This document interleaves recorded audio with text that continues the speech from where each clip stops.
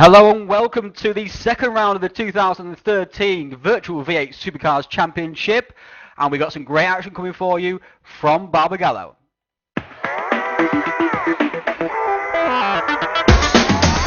GamePod, the ultimate race rig for those serious about sim racing, puts you in the driver's seat with all the controls at your fingertips.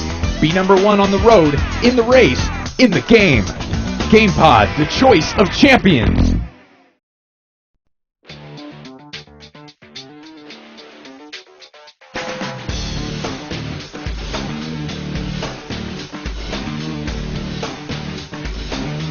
Inside SimRacing.tv, the fastest show on the internet. Sim racing news and reviews since 2007, with new shows every week.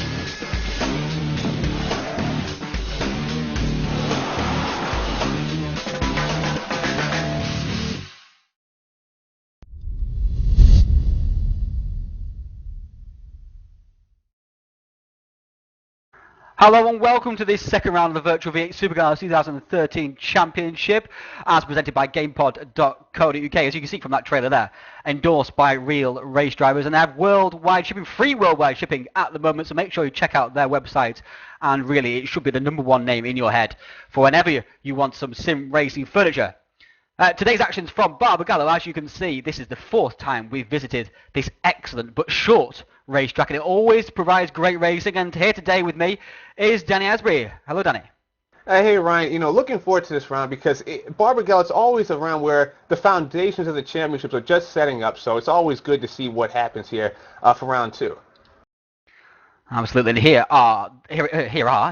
is the lineup for this second round of the 2013 Championship. Rietveld there at the top of the points table, as you can see, and he's driving for Precision Motorsports, and they've been dominating lately in the TouringProSeries, hasn't he? Oh yeah, it's pretty much been precision domination over the past maybe month, 2 months, 2 months and a half, with anything going back to World Supertech. Precision have pretty much stamped their dominance on, and they've got a very nice livery, a new livery rather, for this round too. So it's good to see that. Hopefully we can get that on camera once we get down to practice. But Precision, they're doing well now. They're looking good too. Yep, and of course their THR, they've been left in their wake a little bit, but they're looking to fight back here today, and it was a great fight by a THR driver last season, wasn't it? With another of the outlying almost drivers from the TouringProSeries, Stoffel Vandoorne. Yes, Stoffel Vandoorne, he was the guy that did tremendous here round 2 at Barbagallo, won the race from pole position. And unfortunately, we didn't see Stoffel too much at all last year, besides his dominance at Barbagallo. But as for the THR drivers, you're seeing there on the spotter's guide, the #2 guy, Jasper Talberg, were on 47 points. We didn't really talk too much about Talberg in round 1, but he finished last year second place as well, and now he came out in round 1 at Melbourne, got second place in the championship. So let's not sleep here on the ice, man. Perhaps he is the guy maybe to take the fight to Precision Motorsports. Well, as you can see, the standings there. And a few of the drivers who've come up from Division 2. You've got Kevin Angwin, who is on a TPS debut season, so he did very well to win the race in Division 2. And also you've got Mark Dean, Sebastian Rosemeyer, Carl Teeth has returned for the Virtual V8 Supercars 2013 season. Risa Rose is there also. He's returned for 2013. And Lee Palmer, and the ever-solid Jeff Dobbing also, all TPS stalwarts there. So looking forward to a good race here today, Danny. And at the moment, it looks like, once again, a Precision Motorsports THR battle on track, doesn't it, as we go now into the action and show you. Yeah, the top 3 spots are locked out by THR and Precision drivers, but we are seeing #4 Sasha Glatter driving for 360 Racing there in obviously 4th position. We have Simon Kielov 5th position so far on the live timing sheet. So right now, yeah, it's looking like THR first Precision. I'm very curious though. I just mentioned him, Jasper Talberg. I'm curious what he's going to be able to come up with once he starts putting some laps together, because of course Talberg is teamed with Toby Davis, so THR obviously need both Toby and Jasper to do well. Yes, they do. And also there's a development story in the teams championship, of course, as well. It's Walk Racing who are leading that teams championship at the moment, which is a bit of a surprise. I mean, they're a strong team, but for them to lead the championship is something you didn't really expect. Yeah, we've given all this airtime to THR and Precision, but the team that leads the championship is, of course, Walk Racing. They are on the 78 points, leading by 2 points over Precision Motorsports. And, sadly, the Walk Racing manager, Callan Andre Bogdan, is a bit incapacitated at this moment because his father, of course, is very ill. So Kamaradaro has gone back to Bulgaria to kind of look after his father and the family business. So we don't have him for this race today. He's not going to be overseeing Walk at this point. So regardless, Walk Racing has done tremendously well at the top of the standings, and everyone within the organization is pulling for them and Mr. C's personal struggle. The times we're seeing well, of course, I agree with that. I didn't mean to completely completely overlook that point there. We do wish Caramidaro very well indeed, and he's a great guy who helps out a lot in the Touring Pro Series. His enthusiasm is always a big solvent to people like myself who spend so much time organising, get so little appreciation it feels like, and then Caramidaro with his enthusiasm always makes it feel worthwhile. So he's one of the guys you always want around a league like this. So the times we're seeing this particular time around, they're quite similar to last year, but they are a shade quicker, aren't they, Danny? A shade quicker. Shade quicker. Pretty much the top time by Jeffrey Rietveld, the 54.208. That is the fastest time we've ever seen around this circuit. Last year, Stoffel, I think it was a 54.209, if I'm not mistaken. So 299, yeah, something like Yeah, exactly. So 249, should I say? 249 it was, yeah. Exactly. So pretty much nothing in it, but Riefeld's gone slightly faster. And I do want to make a quick amendment to what I said about Caramidaro Andre Bogdan. I said he was going to Bulgaria. It was Romania, is what I meant to say. So just want to get that in there for Mr. C.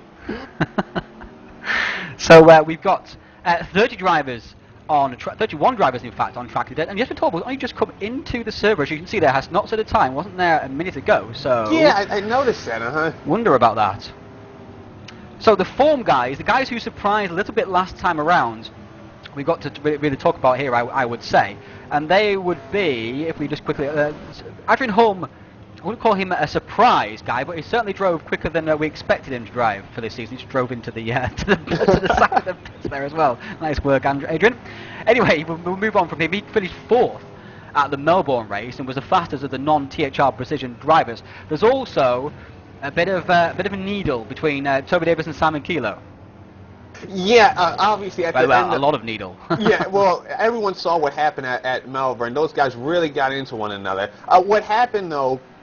Toby did wind up giving the precision driver the position at the end of it, but at the same time, Kilo definitely remembers what Toby did to him, kind of giving him the hip and shoulder the whole race. So I'm very curious to see how that little skirmish finishes. So far, obviously, Davis is 3rd right now in the live timing with Simon Kilo in 5th. So these guys are running very similar pace, so they're going to have to see a lot of each other once we get to the racing here. So Davis and Kilo both got pelted for their actions at Melbourne, at Albert Park, to update the viewers there. Toby was penalised a bit more than Simon Kilo was, but there's also been needle, of course, and you covered the broadcast at Verano in the second round of the Clio Championship. Tom Ozo Cold Clio Series. If you guys haven't heard about that, make sure you log on to our website and click on Tom Ozo Cold Clio Series logo there. Anyway, there was a bit of needle there also, wasn't there, Danny? And both team managers have complained about THR and Precision's actions towards each other.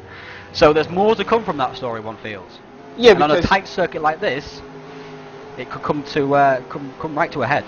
Barbagallo is always known as a pressure cooker type of circuit, because if there is any drama, this circuit is going to bring it to the forefront, because this is not this is not a hot lapper circuit. You're going to be around traffic. You're going to have to fight with cars, and like I said, looking at Keeloff and Toby Davis at times, they're going to have to be fighting with each other, perhaps for the whole race, because like you said, Ryan, they've had a bit of some issues in TOC so far, and not only just last round of Verona, but also going back to Brands Hatch. So these guys are becoming very familiar with one another very quickly. They are. They're both drivers. Now the driver likes to give an inch. We want to talk a little bit more about, we've got a very unusual format today. We're going to start qualifying now. 15 minutes drivers have got, unlimited lap times. Chris Hack's also jumped in the server also, so we've got 31 guys in here. And we wanted to quickly talk about the unusual format we've got here today, and it's the first ever time that we have had a double header for a Virtual V8 Supercar event. And we're going to have, last year we had a 150 kilometre race here, that was 61 laps actually, 61, 52 laps, one of the two.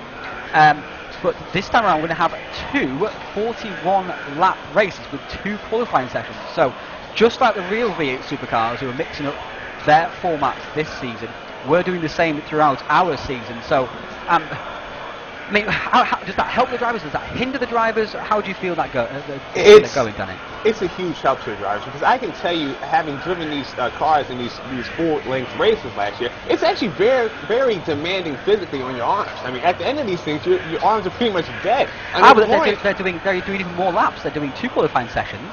That's and two 100 kilometers, like 200 kilometers now, rather than 150, you could argue. Whatever, the break helps, even if it's only for maybe a minute or a 2 minute cool down. That really helps kind of get the arms stretched out and loose. So, the more pauses there are in between races or an event like this, the better it is for the drivers. Fair enough. And so, we've got Willie Levesque here. We're going to follow him around the circuit. Well, we would follow him around the circuit. We get somebody who's got some timing on them. We do apologise for this during qualifying. Seems like nobody's getting any time when they're actually going around the track. So we can't keep track on people's split times when we're viewing. We just have to keep an eye on the standings down the bottom there. We do apologise for that. It's just been playing up in the recent past, so we'll try and fix that for the next broadcast and get the route to the bottom of that. So everyone's on the hot lap at the moment. If you see a blank box there on the right hand side, you know he's on the hot lap. So look out for that, and we'll try and get. And Toby Davis has gone to pole position. So Davis to pole. Yeah, we're getting updated on some times here. Now you can see William Levesque, who's I think Sector 1 was number 1 there, and now Jeffrey Riefeld. Levesque went blank there now through Sector 2, so I'm not sure if he just missed the timing. With 270, that's a great banker. Yeah, that's a great banker lap, isn't it? Because that's almost at the ultimate pace straight away. Yeah, no, I don't think that's a banker lap. That's one that could take pole position. Now, it looks like well, Toby Davis is 10th and a half up in that first sector, and that looked like a beautiful bowl corner. The corner is called the bowl, by the way. That's why I was hesitating. It just sounded wrong to say it that way. and he's only lost 600th of a second in that particular sector. We're down to the final corner. This is a challenging part of the circuit. So they have to get the car in. It's a very, very strange corner, the way you brake the car and carry the speed around the corner. And it's not quick enough. It's not quick enough. It's just 100 slower than his teammate. But he's gone faster already than he went last year. So that's a positive for Toby Davis already. That's a great point you made about this final corner where we're seeing, who is this? This is Riefeld and Kielhoff coming around now. It's maybe one of the hardest corners to hit right on the whole calendar, because you can easily lose 3/10 around that corner if you just get the braking wrong, or you get the car loaded in a little too early, a little too late. So pretty much everyone's top lap is all going to come down to how they can get around this final corner, right? And it's obviously downhill run to it, but then it changes, doesn't it? It changes with the uphill braking zone a little bit, and then it flattens out. And the actual core itself is very weird. It opens out and then tightens again. It looks like, from a spectator's point of view, that it's a very, very simple 90-degree corner, but it's anything but. It really is. And Davis goes pole with a 54.185, a wonderful lap. You can see himself almost winding himself up for that. He set a banker lap, he went quicker, and then he went quicker again and made it stiff. That is the type of pace we've been come to expect from THR. It's going to be hard for any car, precision or otherwise, now to beat Toby Davis, who's sitting on provisional pole. And as we saw last year, Van Dorn qualified on pole position, didn't he? And he led pretty much the entire race, because it's so difficult to pass this circuit. Qualifying is so important. Yes. And with the race is even shorter, there's even less ability to get past people. You can absolutely wring the car out with these shorter races. So the pole position and all the qualifying becomes that much more important here. So with the last 10 minutes remaining in this qualifying session, drivers have to push themselves to get as far on the grid as they can, as possible. So Starlow goes to 6th place at the moment. Rivio is in 7th. Glatter in 8th. He's ahead of his teammate once again, Florian Strauss. 9th at the moment is Jesper Torborg. He's just getting out of the way of some of the hot lappers there. There's Tommy Oyala going through in the green, Optimum Sim Racing Holden. And Torborg is the reigning champion, of course. Remember, finished 2nd at the last race and never looked threatening for the win at any point, which is why we were a little bit disappointed, but second place is still an excellent result because it's only dropped 3 points to the championship leader, so I wouldn't worry too much about that. And so Florian Strauss, I've been speaking to him. Sam Killer goes 6th, by the way, as you can see. There he is. Wonderful new skin by Wiesenmüller. And Florian Strauss is now 11th. I was speaking to him about his struggles during the break between the two races, and he was saying because he's got a completely new setup now, a new computer, and he's got a Fanatec now rather than a Logitech. He spent 7 years on the Logitech G25 and obviously got very, very used to it, and completely new equipment now, and the on-throttle and off-throttle is very, very different. So he says it's costing him the ultimate speed, but he feels his race pace is a little bit more consistent as a result of the improved equipment, but the ultimate pace, the couple of tenths that you need to get, up the grid 5 places is not quite there at the moment. Yeah, and I've talked to Florian about it because obviously I have the Fanatic Club Sport wheel as well, and he asked me, he said, Danny, what settings do you use for this thing? Because he's having a hard time getting, like you said, Ryan, that outright lap pace that he's accustomed to. So it's definitely something he needs to work on. Sergei Yashin had an excellent opening round along with his teammates Thibaut Verniche, and of course those two leading the team championship for the Premier Walk Racing outfit. Yashin and Verniche is that team, if you were wondering who the team was made up of. But there's no Verniche here today, unfortunately, and hopefully he'll be back for round 3 from Simmons Plains, which is in 2 weeks' time at the same time. And Simmons Plains, another great short circuit which provided excellent racing last year. Same format as this particular event, so look out for that. Let's just keep an eye on the field here if we can. Everything seems to have settled down at the moment. We've got 32 drivers, the full complement of drivers here today. Yeah, and I just wanted to point out the third and fourth place driver right now. So far. Sorry, carry on. We have Adrian Holmes in there in 3rd place, and then Jonas Ravio there in 5th, and those guys are both driving for Ice Cold Racing. Ooh. Ice Cold Racing is... No, Ravio's THR Green.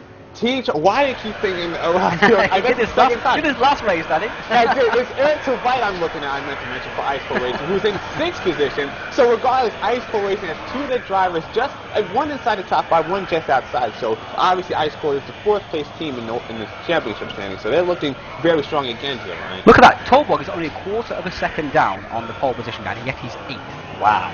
At the moment.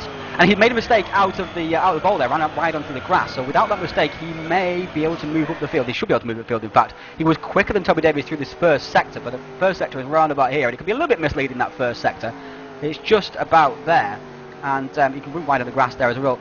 Well, describe to us what it's like driving this circuit. And I was going to ask you what it's like racing this circuit, but we wouldn't know because you reversed the pack on the opening. I knew we had to go there. Lap of the first race. We had of the race last season. But what's it like driving around here? This track, it's all about getting a proper setup and getting into a rhythm, because even on the quality lap, you've got to feel the rhythm. There's multiple lines to drive around this circuit as opposed to maybe a place like Melbourne. So it really comes down to dialing the setup to your driving style, because even around this first corner we see Tauber pull out of it, and Tauber actually goes third. So that's brilliant. So TH 1, 2, 3. 1, 2, 3, and we only see positions there in 5th. It looks like Riefeld's actually kind of struggling a little bit as opposed to the other drivers. So maybe Riefeldt goes 4th. Look, Riefeldt goes 4th. Just as we say that, he goes 4th. Yeah, okay, so maybe he's still behind THR. Yeah. And then we're looking at, I think that's Keylov coming across the stripe now. See if he can improve. No, he stays 8th. So it looks like Precision, they're strong, but again, not as strong as THR car. So maybe THR have finally recovered from this Precision blitz and can now lay down some incredible Of course, they have the experience of last year, don't they? Because they raced here last year, and they raced here the year before as well. So that experience will really help. But of course, on these sprint tyres, they're such a specialised tyre, aren't they?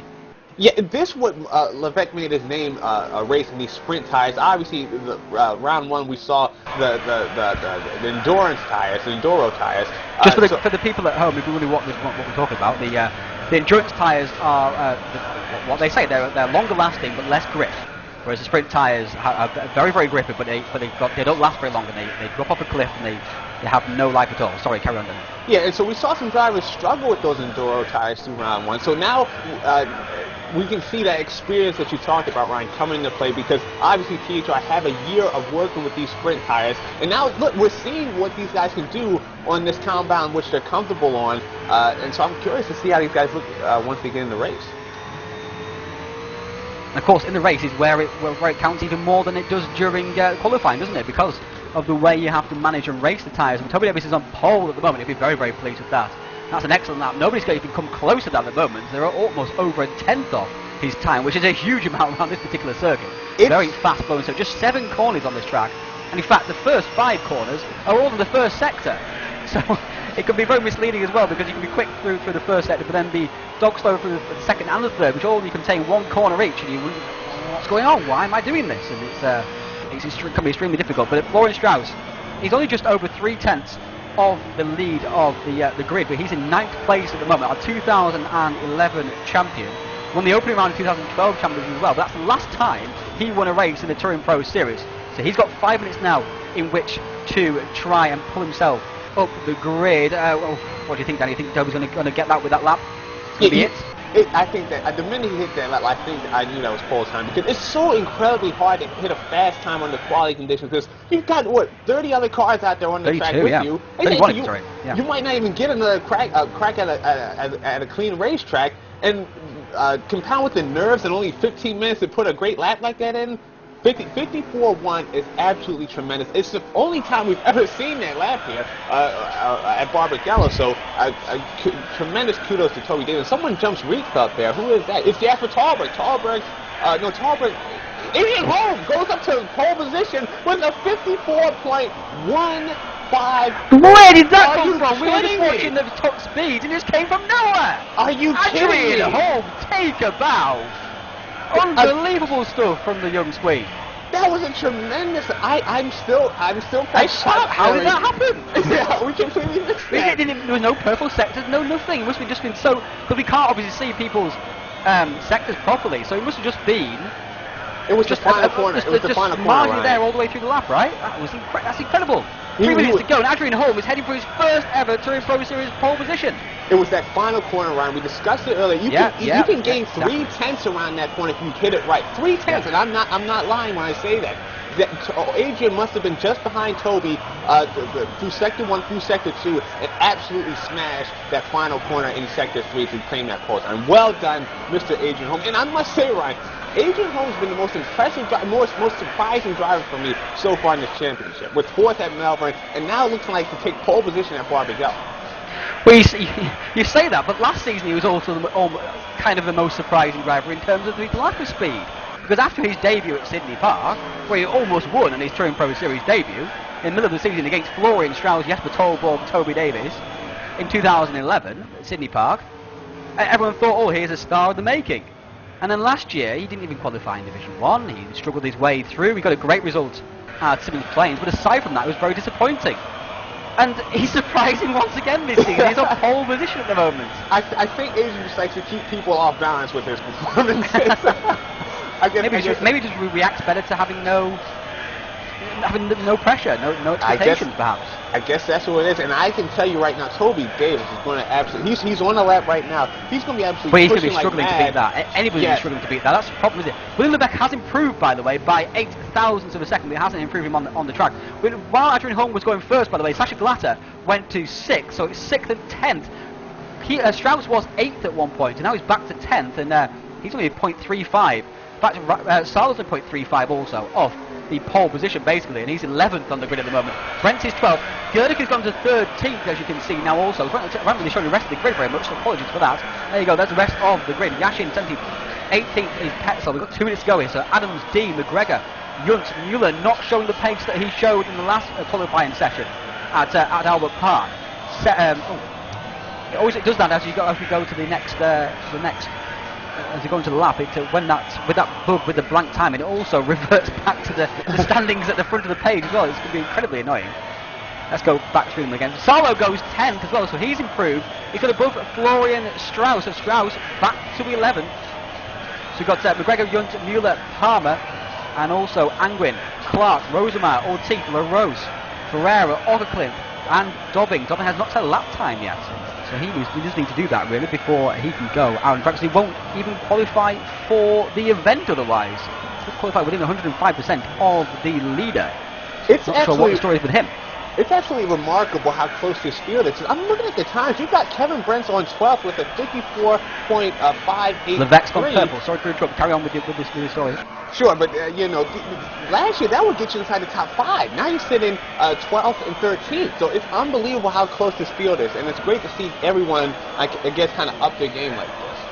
But it's the thing. That's the thing, isn't it? Everyone at the front of the field, the ultimate pace is improved by, say, a 10th. Whereas the pace throughout the field, as we go further back, has improved a little bit more, maybe a couple of tenths. So that's the encouraging part of that. Like I said, last year there's a little bit more air between times. Now everything's just so condensed. Like I said, you're looking at 4 tenths from first to 12th, first to 13th even, and it's absolutely incredible. It's one of the closest fields I think I've ever seen in a TPS event. So we have actually run out of time now. So if you're not on a lap, you won't get chance to set another lap time at the moment. So Galata, he's going to come across the line now, on board with him, and he doesn't improve. 54.418. That will be enough for ninth position, but of course he's already up in that 6th place anyway. Anybody else out on track? Here's Eric to Veit. He's on a fast lap at the moment. He's not going to come up green or purple at the moment, so we'll see what he can do. He comes now down towards the final corner. We apologise for the lack of split time in there, but of course it won't affect us too much during the race. And he throws the car into the corner, clips the curb. You don't really want to clip the curb there, or on the outside, because there's not much grip on that curb, or the tarmac around it. And he stays in that 8th place. Also, anybody else going to improve there is Augerklin. He has not improved. Here Rietveld coming across the line. Rietveld? Yeah. Can he? No, he doesn't improve. No, he stays 5th, so he's got 4 cars ahead of him.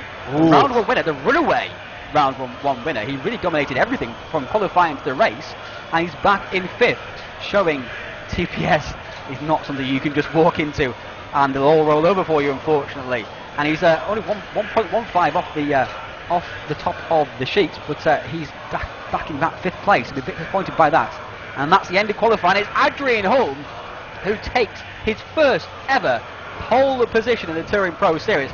And I believe it must be absolutely correct, because Ice Cold Racing, that's their first ever pole in the Virtual V8 Supercars. In V8 Supercars, without a question, that's their first pole. So, like I said, Ice Cold, we talked about them before a little bit. They're 4th in the championship standings, and they are going to be absolutely thrilled with Mr. Holm. And remember, Holm was a new addition this year to the team from Nijo Racing last year. So they're going to be absolutely thrilled to have brung the former Nijo Racing pilot to Ice Cold. So the grid is Holm, Davis, Levesque, Torborg, Rietveld, Galata, Rivio, Tveit, Kilo, Salo. And the rest of the grid is Strauss and Brent, 2 heavyweights there on 11th and 12th on the grid. Gerdica, and so Strauss is so close to improving, like several positions there, but just couldn't quite sneak enough. And a 10th and a second would have seen him probably 6th or 7th rather than 11th, and it's a whole different kettle of fish than once you're 11th place. It's only 100 kilometres this race, so you will need 1 pit stop, but you can absolutely rag the tyres compared to last year at least in this particular event. 13th is Gerdica, 14th is Strachan, with 15th to 16th Oyala and Hack. This is his first event of the season. He missed the Albert Park round, but he qualified in the top 16 in pre-qualification, so he's pretty much where he qualified in pre-qualification as well, so true to form there. 17th is Yashin, 18th is Petzold, 19th is Allen. Smaller, curious little fact about Darren Adams, he was 13th after the first round of both the Virtual V8 Supercars 2013 Championship and the Tom Ozzo Cole Clio Series as well, so obviously a lucky 13 for Darren Adams. I wonder if he can finish in 13th place here today. Mark Dean in 20th place, and I think he's the best of the Division 2 promotions. Indeed he is. 21st is Ross McGregor, 22nd is David Yunt, the other half of the Nijo Racing group, which split up. So Yunt's in 22nd, and his old mate Adrian Holmes in 1st at the moment, so that shows how their fortunes have fared. Mueller is in 23rd, not the good qualifying that we saw at Melbourne Park. He'll be disappointed with that after his showing last time around. Rosemeyer, Palmer, Angwin and Ortiz, all Division 2 promotions, and they're outside the top 20. 28th is Tristan Clark, who's coming to the serve with not much time to spare, so it's pretty well to set that particular lap time, with Yves LaRose, a Division 2 promotion also, alongside Bruno Salsford on the 15th row, while the 16th row is made up of Ockerclint and Jeff Dobbing. Jeff also one of the Division 2 promotions, and he's one of the ones who always drives solidly and always gets a finish and always be relied upon, which is not the same for most Geordies I come across, it has to be said. For those who are wondering what on earth are you talking about, I'm from Sunderland and joining us from Newcastle. We don't like it very much. You're talking soccer, I'm sorry, football stuff, so you completely opened Football. my head, Ryan. Hey, it's the Sunderland-Newcastle derby tomorrow, so they're looking forward to that, and that's a huge game. It's like, I know in baseball, you got the Boston Red Sox versus New York Yankees. Oh, wow, American reference. I'm impressed, American Ryan. reference. I'm very I impressed. have to do that now. I'm talking to someone from Philly. Exactly. Gotta speak my language, man. Philly, brah. You know, Anyway, we have got a few new liveries here today. Sorry, we'll quickly run through them before it finishes warm up. Got 1 minute to go, so not much time to talk about it. We've got Kilo, of course. That's a Precision Motorsport skin, which is a new skin from the last round. Quickly find somebody else who's in a different skin. There's Josh Dobbins' skin, which is Help for Heroes Flying Tigers. It's a very nice skin also as well. It's Help for Heroes. Is veterans, obviously, charity also as well. Use the roast, there he is. That's the same livery as last year. So if you watched probably last year's highlights, you would have recognised that particular car. We've got Carlos Ortiz. We can't actually see him because the tent's in the way. There's Ortiz, he's racing with DCR in the Monster Energy car. While DPG got a brand new skin for this particular event. Orban was the only DPG. What's the word? Representative. That's the word. Representative in the first race. But they've got two different ones in this particular race with Angwin and Rosemeyer, both getting promoted, and Rosemeyer has been recruited from independent status to join the team, and he's going pretty well at the moment, matching Angwin pretty much for pace. Let's see who else is out on the track at the moment. Who else has got a new skin? There's Mark Dean's skin, Dynamic Sim Sport, and I think that is about it. We've got the pink, of course, Chris Hack.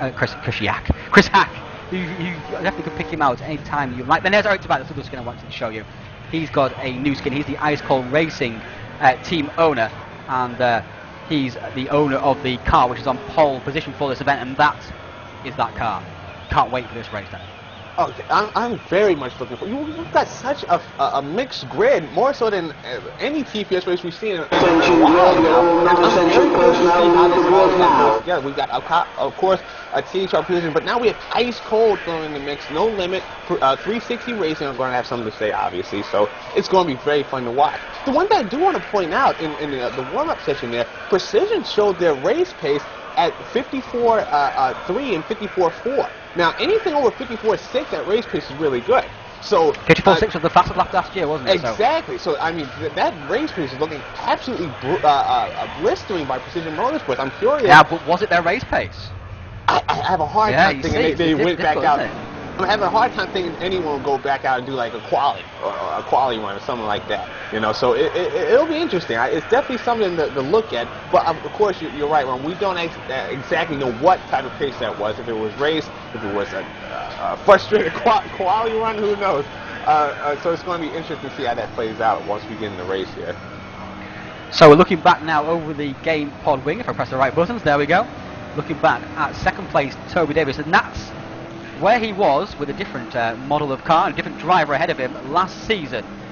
Stoffel Van Dorn was the guy who led, and Toby Davis could not get his way past for 60 odd laps. It was an incredible performance from Van Dorn, staying ahead and soaking up the pressure. It really was a champion's performance. Superb stuff.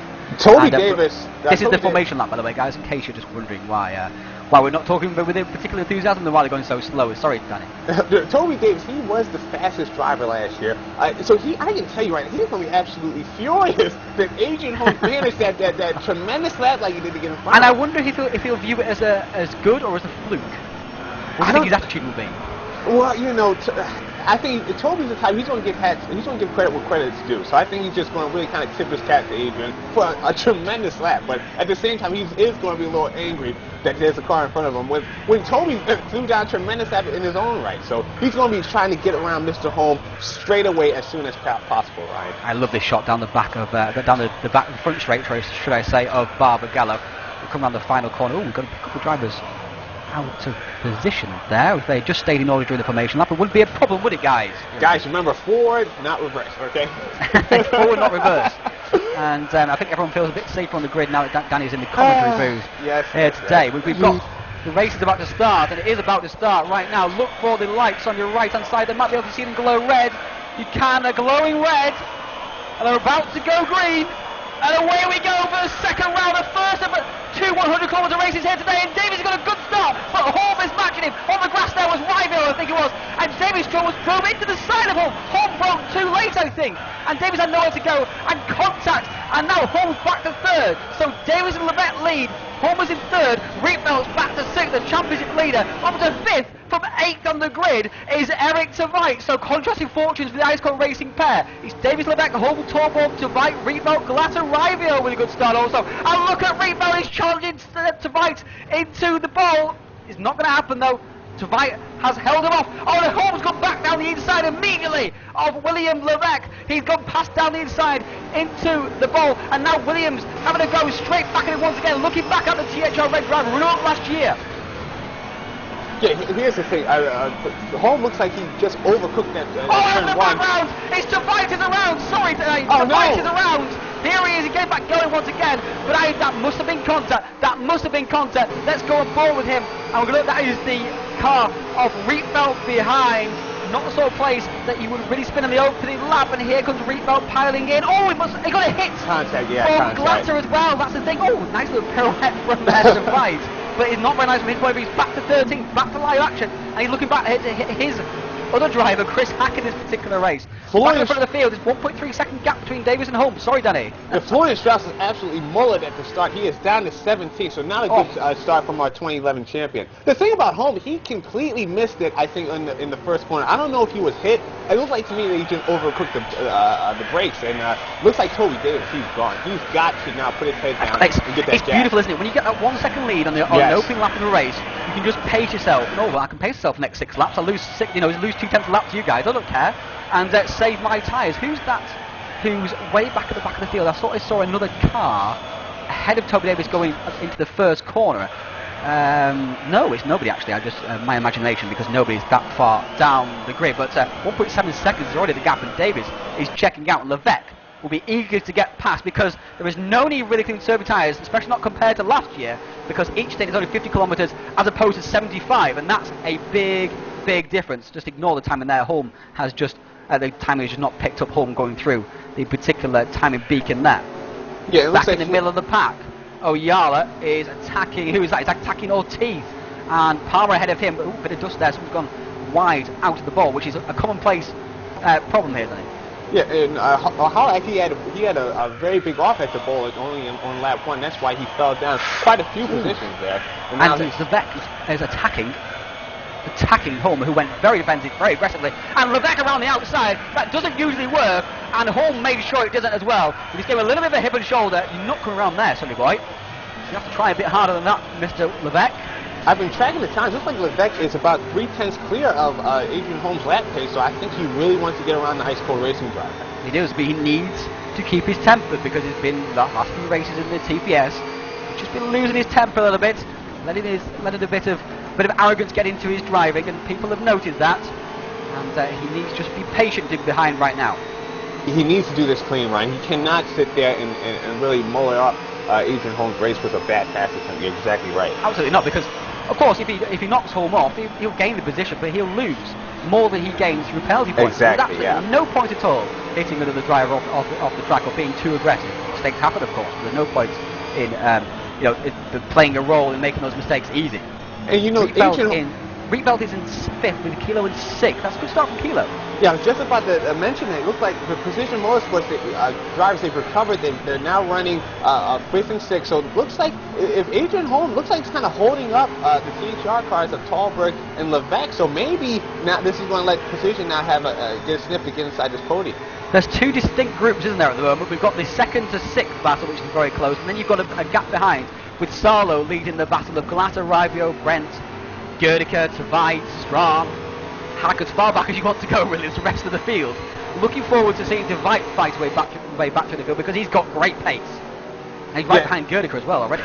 Yeah, and Salo's tremendous to get up to 7th, so it looks like the optimal start the race driver. He had a great result last event, and Gerdiker's run wide. That allows Tveit to close in on him. But it's so difficult. If you run wide that particular corner but don't go off the track, you can just lose the momentum off the corner and defend right down the inside into this corner here. Exactly, it's a very, very big part of it, sir. You can't mess that up, otherwise you will be in trouble going to turn 1. I've been tracking Tony Davis' lap pace. He's on 54.3. He's absolutely tremendously quick. Flying above, yeah. Almost at 54.2. Remember last year, 54.6 was the time. Exactly. So Tony Davis, he knows with that stick, he really wants to get as big a gap as possible. Already up to 3 seconds. Levesque is going past Adrian home, just off camera there. It's round the outside at the bowl. Unbelievable stuff. He's made it stick as well. Got to get that on replay, hopefully. Oh, I'm not going to get it on replay. That's so frustrating. And we just saw the end of it. So I'm not sure. Around the final corner, but both of them are sideways. Holm and then Levesque into the final corner. They're both sideways, and Holm's going to get monstered by both Torborg. And one would think Rietveld also as well. Rietveld trying to come across. There's not enough space. Oh, he just about got there. Holm was pushed up the grass a little bit there. I'm not sure if that was strictly legal from Mr. Rietveld, but let's look at that from Holmes' point of view. Looks like this. Of course, William Levesque, and we'll see there is Rietveld come across, and Don, that's not quite sure. He can't quite see how much of a gap he had. Let's go and do the side of the car if we can. Rietveld was very curt with Adrian. I'm not sure if there's anything illegal, but that was certainly close. Was a bit of a serve there. Wasn't exactly sporting. But, we're back to that live action now at least. You can tell the guys in front have little patience for Adrian Holm. It's kind of, you don't like seeing that per se, but you can definitely tell the field kind of wanted to get him out the way. Well, it was all his own making, of course, as well, wasn't it? Because Levesque got past him on the outside, an excellent move it looked like, and then Holm obviously braked, should I say, too late into the final corner. They both got sideways, and it was Holm who lost out. So it was almost right that Holm lost out from that, because it was him instigating the initial contact. Yep, and looks like this contact between the front runners is letting Salo now creep up to these guys. Remember, Salo in 7th position. He's closing that gap, hand over fist, trying to get inside this battle for this top 5. A TPS race winner, of course. Salzburg Ring, World Touring Masters. Yeah, Salo is this guy. He's won a race in TPS before, and looks like he's in form right. He is definitely the informed driver for Optimum Sim Racing with his performances in Tom Cole Clio Series, and of course in V8. So it's going to be interesting to see what he can do as this race progresses. Oh, here we go. Tveit on Gerdeker. Thought Tveit making his move pretty soon. I was just trying to find him on the track then. And here he comes down the inside into the final corner, and that's the pass. That's the orthodox pass of this track, isn't it? That's the orthodox. Get the run out of the pole, get a slipstream, and just squeeze the inside. And you're seeing on the tail end of this train. Cones that he's annoying. Oh, who's that in front? It was just a little bit of lag. But you're seeing at the tail end of this train, Florian Strauss there in 16th has not been able to come up through the grid. And it just speaks to what we were talking about in qualifying. Once you get stuck in this Barbagallo grid, it's hard to come up from it, because it's just so tightly compact. Once you're in it, you're in it. It's pretty much no getting out of the pack here at Barbagallo. Either backwards or forwards. Exactly. Pretty much the only thing you can do is to undercut through the pits, and we'll see how that looks later on in the event. Oh, Kilo's passing home as well. Just off camera there. Here we go. Side by side, and this, as we were saying, is the orthodox pass. You just get the run, bit of traction out of the ball, down the straight, you get the overlap, and he squeezed down the inside of this corner here, but Holmes not making it easy, and he's been pushed out slightly wide. Not very much grip out there. Never was use the power of the car. 650 brake horsepower, remember these cars. And Kilo has the inside for the next corner as well. Holm is still sticking it out. Can he get around the outside? He can't. Kilo's got the traction off the corner, both sideways, and Kilo just chops him off. Contact again between the two, but it was probably Kilo's corner by then. He had lots and lots of the corner ahead, and Holm only had a little bit of overlap. I would say that was probably just about fair racing. What do you think, Danny? Yeah, it was very chippy, but now that's allowed Salo to catch right back onto the pair of them. Look at this on replay here. We have Holm. Yeah, just a little bit naughty from Kilo, but of course, there's not much place to go there. It's a very much a one-line corner, and Kilo had been nice to him in the two corners previously, and probably thought, no, Mr. Guy, I want to get past. Yeah, at that point, you're right. It's a one-line racetrack at that part of Sector 1. So it looks like I think Kilo had no choice but to kind of cut. Who's that? That is the Strauss spin we saw last year, but this time it's the 360 Racing teammate of Strauss, Sasha Glader. That's the exact same thing, isn't it? The exact same corner. Maybe it's how those at the same time in the race as well. That's incredible. Maybe it's how those 360 drivers set their cars up, but yeah, we definitely saw the exact same from now from Strauss. 8th back to 13th with that small mistake. Look at the train of cars ahead of him now. He'll be absolutely furious being back in his pack. Because now, he's back in behind, that's Strahn, he's got Hack behind him, And he's behind Strong, Gerdica, Tveit, Brent. Rival was ahead of all these guys before. All that hard work gone out of the window, and Tveit is challenging Brent. 2 THR cars ahead of him. 2 THR new recruits, in fact, actually. Brent is a former pole sitter of the V8 Supercars at Simmons Plains, which is the next event. And here comes Tveit. He's got a double slipstream, but of course, Brent is a slipstream from Rivio, and it's not helping Tveit. So he's trying to get through down the inside. Oh, he's going to hit to Rivio for a second there, but Rivio's kind of half saw him coming and get a little bit of space. And Tveit, he's back to 9th. Great drive from Norwegian. That was absolutely textbook there by Tveit. He timed that thing perfectly and put his car perfectly in the proper position to get past Brent here for this position. Just look at this. He gets on the brakes just right. Nothing dirty whatsoever. Not out of control. Yes, that just shows the maturity of Tveit and how he's really worked on his sim racing craft over the years. The story at the front of the field, though, let's talk about that. Oh, Davis off the track. Oh, we're on replay. Apologies for that. I actually wanted to get in. Panic to all the viewers that way. I actually wanted to get into this one because once they're pulling away. Once you had Davis versus Levesque, I was curious to see how Davis' tire wear was in comparison to Levesque. And obviously Levesque was one of the masters on these sprint tires last year. Davis is pulling the gap out to Levesque from 3.5 seconds now to 4 seconds. So maybe Mr. THR Cobalt has got everything sorted for a run at this championship. Rivio was being passed for a split second there by Tveit. Saw the position change on the standings, but it's not come to pass. Rivio is still in 8th position, so we go back to but the THR are destroying position just at the moment. You have to say, look at that. They're a couple of seconds ahead, all 3 of them. And it's a complete role reversal. We would expect 1, 2, 3 for position if they had 3 drivers, of course. But it's not. It's only it's 1, 2, 3 for THR, and this is great to see for the Touring Pro Series. Because I love this inter-team battle, this inter-team battle. Because they are battling hammer and tongs with each other in 2 massive championships. The thing about Precision Motorsports, they absolutely kill everyone in any series they go into. You've got teams in the FSR World Championship going through the exact same thing THR have gone through over the past few months. And now, yes, you're right, to see THR to come through like this, 1, 2, 3, very strong. Everyone in the TPS is very happy to see this, including myself, who's been very critical of THR in the past, so it's good to see. Yeah, they know about that, Danny. They know about that. But Davis is putting on superlative display at the moment. Consistent lap times. He's pulling away from Levesque. A couple of tenths, 1 tenth here, 2 tenths there, another tenth there. Looks, it's just pulling away from Levesque, who's actually being caught slightly by his championship rival from last season and teammate for the last 2 seasons. Jesper Torborg. So THR Orange is sandwiching THR Red right now. Yeah, you're seeing the 2 guys on camera right here, Talberg and Levesque. They were the 1 and 2 last year in the championship. It was pretty much those guys and no one else. And yes, it looks like Talberg's faster than Levesque and Davis is faster than Levesque. So that's going to be interesting to see how that storyline plays out through not only this race, but going forward in the championship. That was a beautiful corner there from Rasmus Salo. Came right up on the back of Adrian Home. Nice line through there. Tveit has just dropped off the back of Rivio a little bit. Maybe he's had a bit of attention from Brent. Maybe he's just been too aggressive with his tyres early on with that racing back to the field. But he's back up to 9th, which is a good position. He started in 8th, but he was up to 5th before he got hit by Rietveld, who we think had a helping hand from Glatter, who may himself in fact have had a helping hand from a couple of drivers in behind. So it was quite difficult to see, wasn't it? It was a bit of a nose-to-tail contact at that final corner. So we'll have to wait to see after the race exactly what happened there. Maybe in driver interviews somebody can shed a light on that. Sasha Glatter has made another mistake, it looks like, because he has just dropped another couple of positions. Let's see what happened here. Maybe it's out of... Yes, it is. Oh, Sasha! Almost a huge crash for Sasha Glatter. Almost went to that marshal post on the other side. He did very well indeed. You only lose 2 positions. It's so hard to actually do that, what Sasha just did on the exit of that corner, especially when the tires go. Before you know it, you're on that grass. If you're on the power just a little bit at that point, the car's sideways. So Sasha actually did a good job to recover that spin and can rejoin in 15th.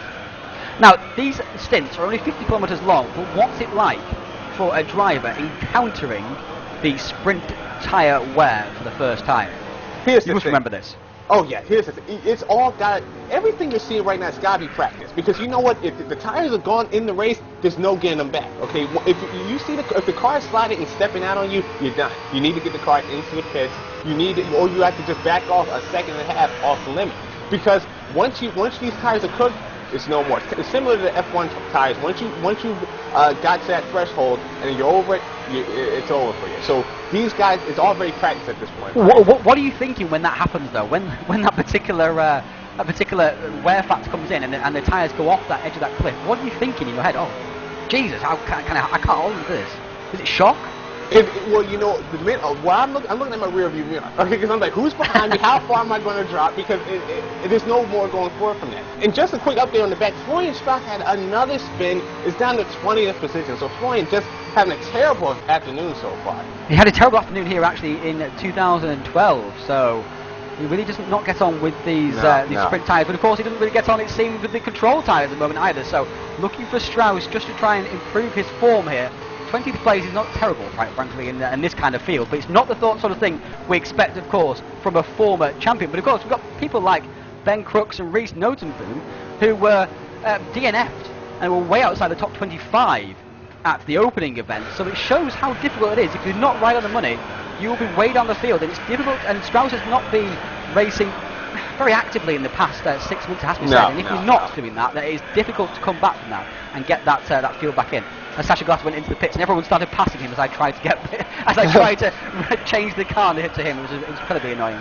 But Glatter into the pit, and he'll be glad to get rid of those because this is the first race he'll be having on those tyres. As we see, who was that? That was Darren Adams being passing Yves LaRose. So Adams up to 20th spot at the moment. There are points all the way to the top 30. The back of the field is Rosenmeyer, so he's way back, and Mueller is also way back as well. As Davis still leads. Lap 41 is the end of this race, so lap 20, 21 when we'll see the first scheduled pit stops at least.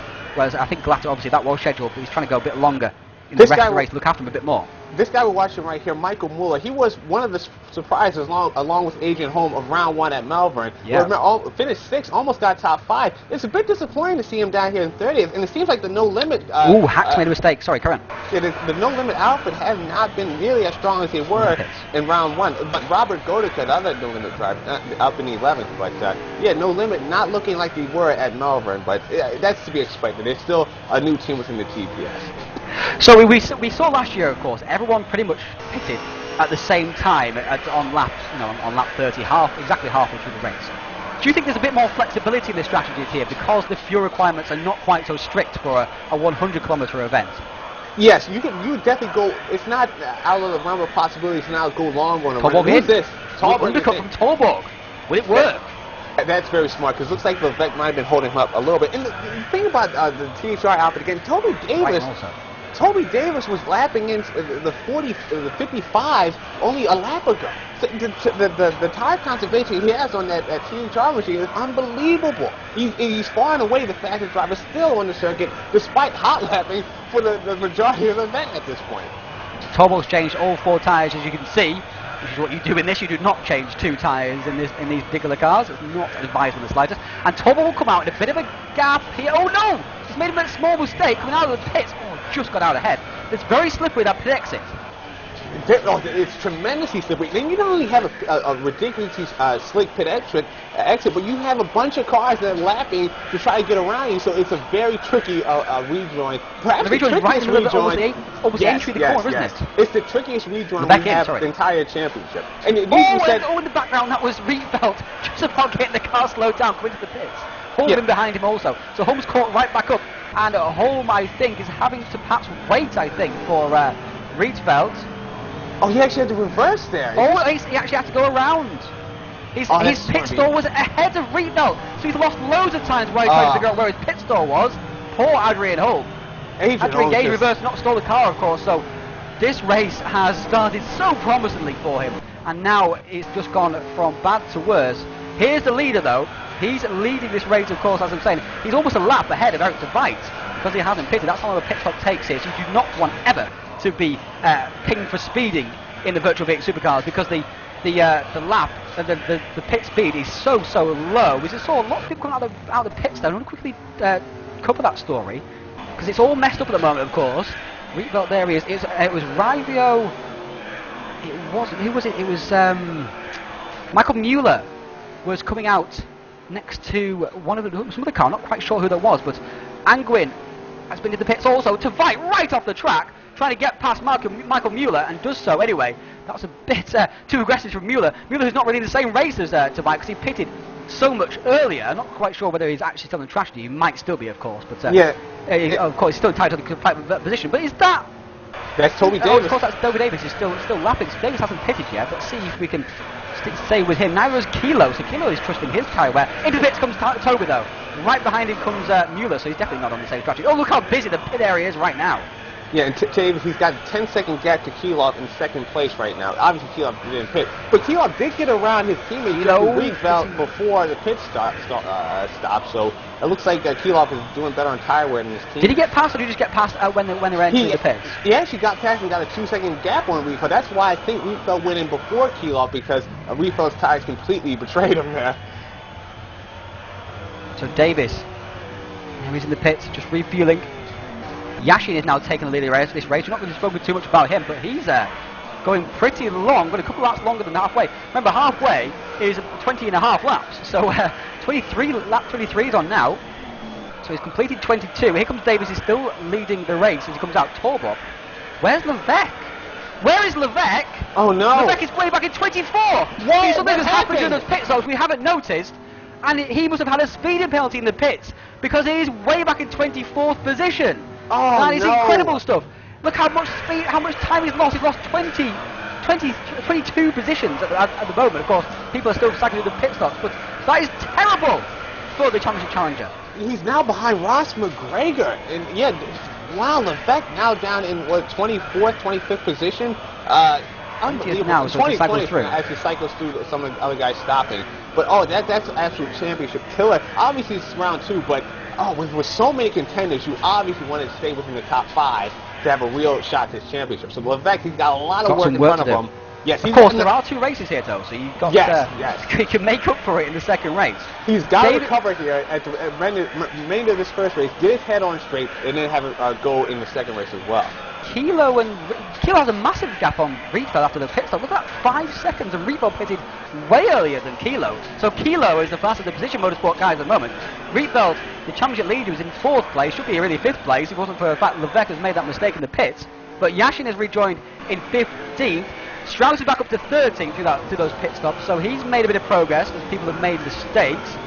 So let's just check out where we were. Carlos Ortiz still hasn't pitted at the moment, so he's going for that glory run in 5th place, just annoying the drivers around him, no doubt. As Adrian Holm is back in 10th, so it's a net 9th at the moment. Sarlo is in a net 6th, so he's gained out of all that. He was in 7th, of course, behind Holm.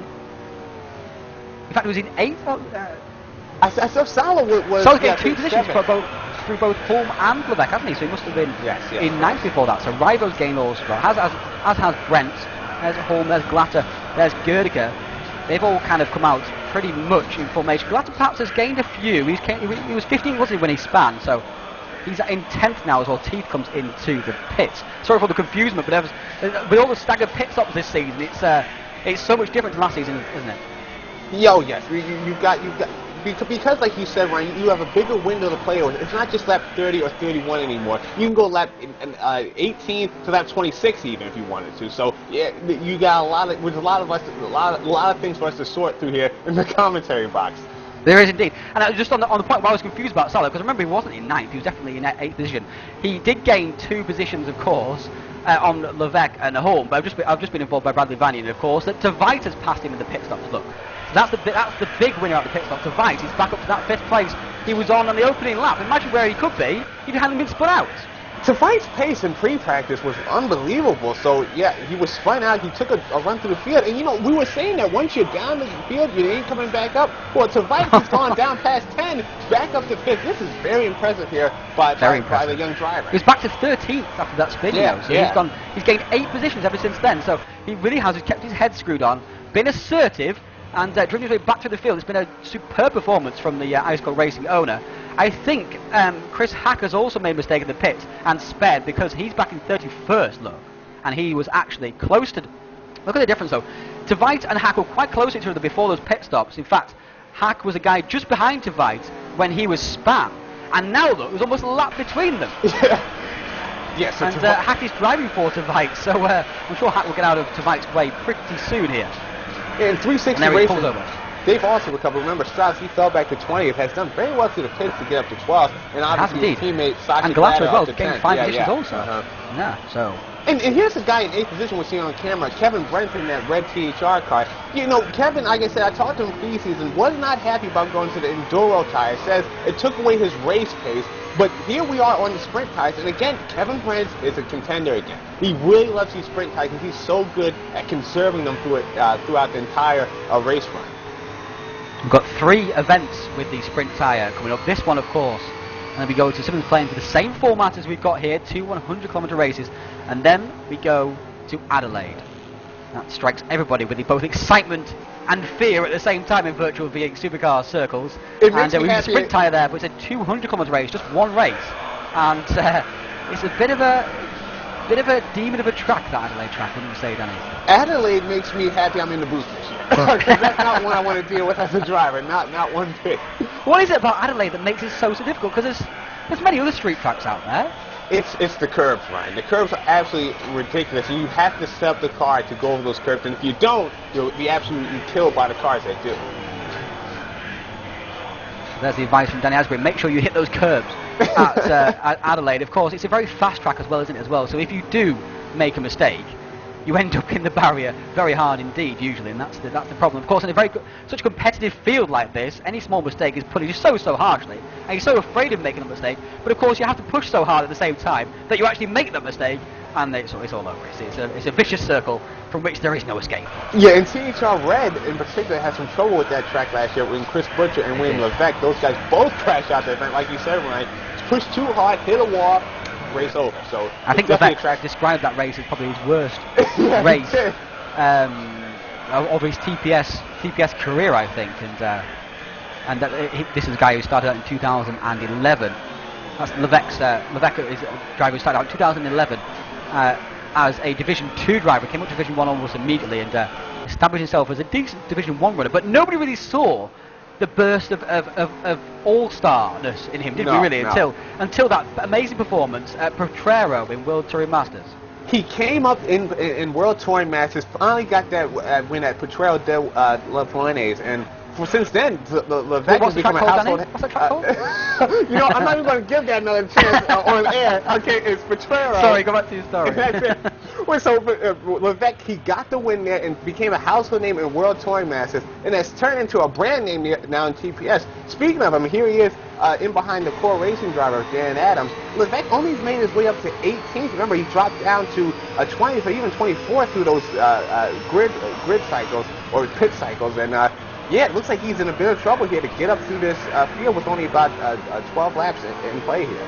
Yeah, there's only 12 laps to go, of course. That's gone by so quickly. I've enjoyed myself so much hobnobbing and talking about this wonderful race and this wonderful series and the drivers we have in it. But you're forgetting there's only 11 laps to go. In fact, at the end of this lap, there was 11 laps to go. We completed 30.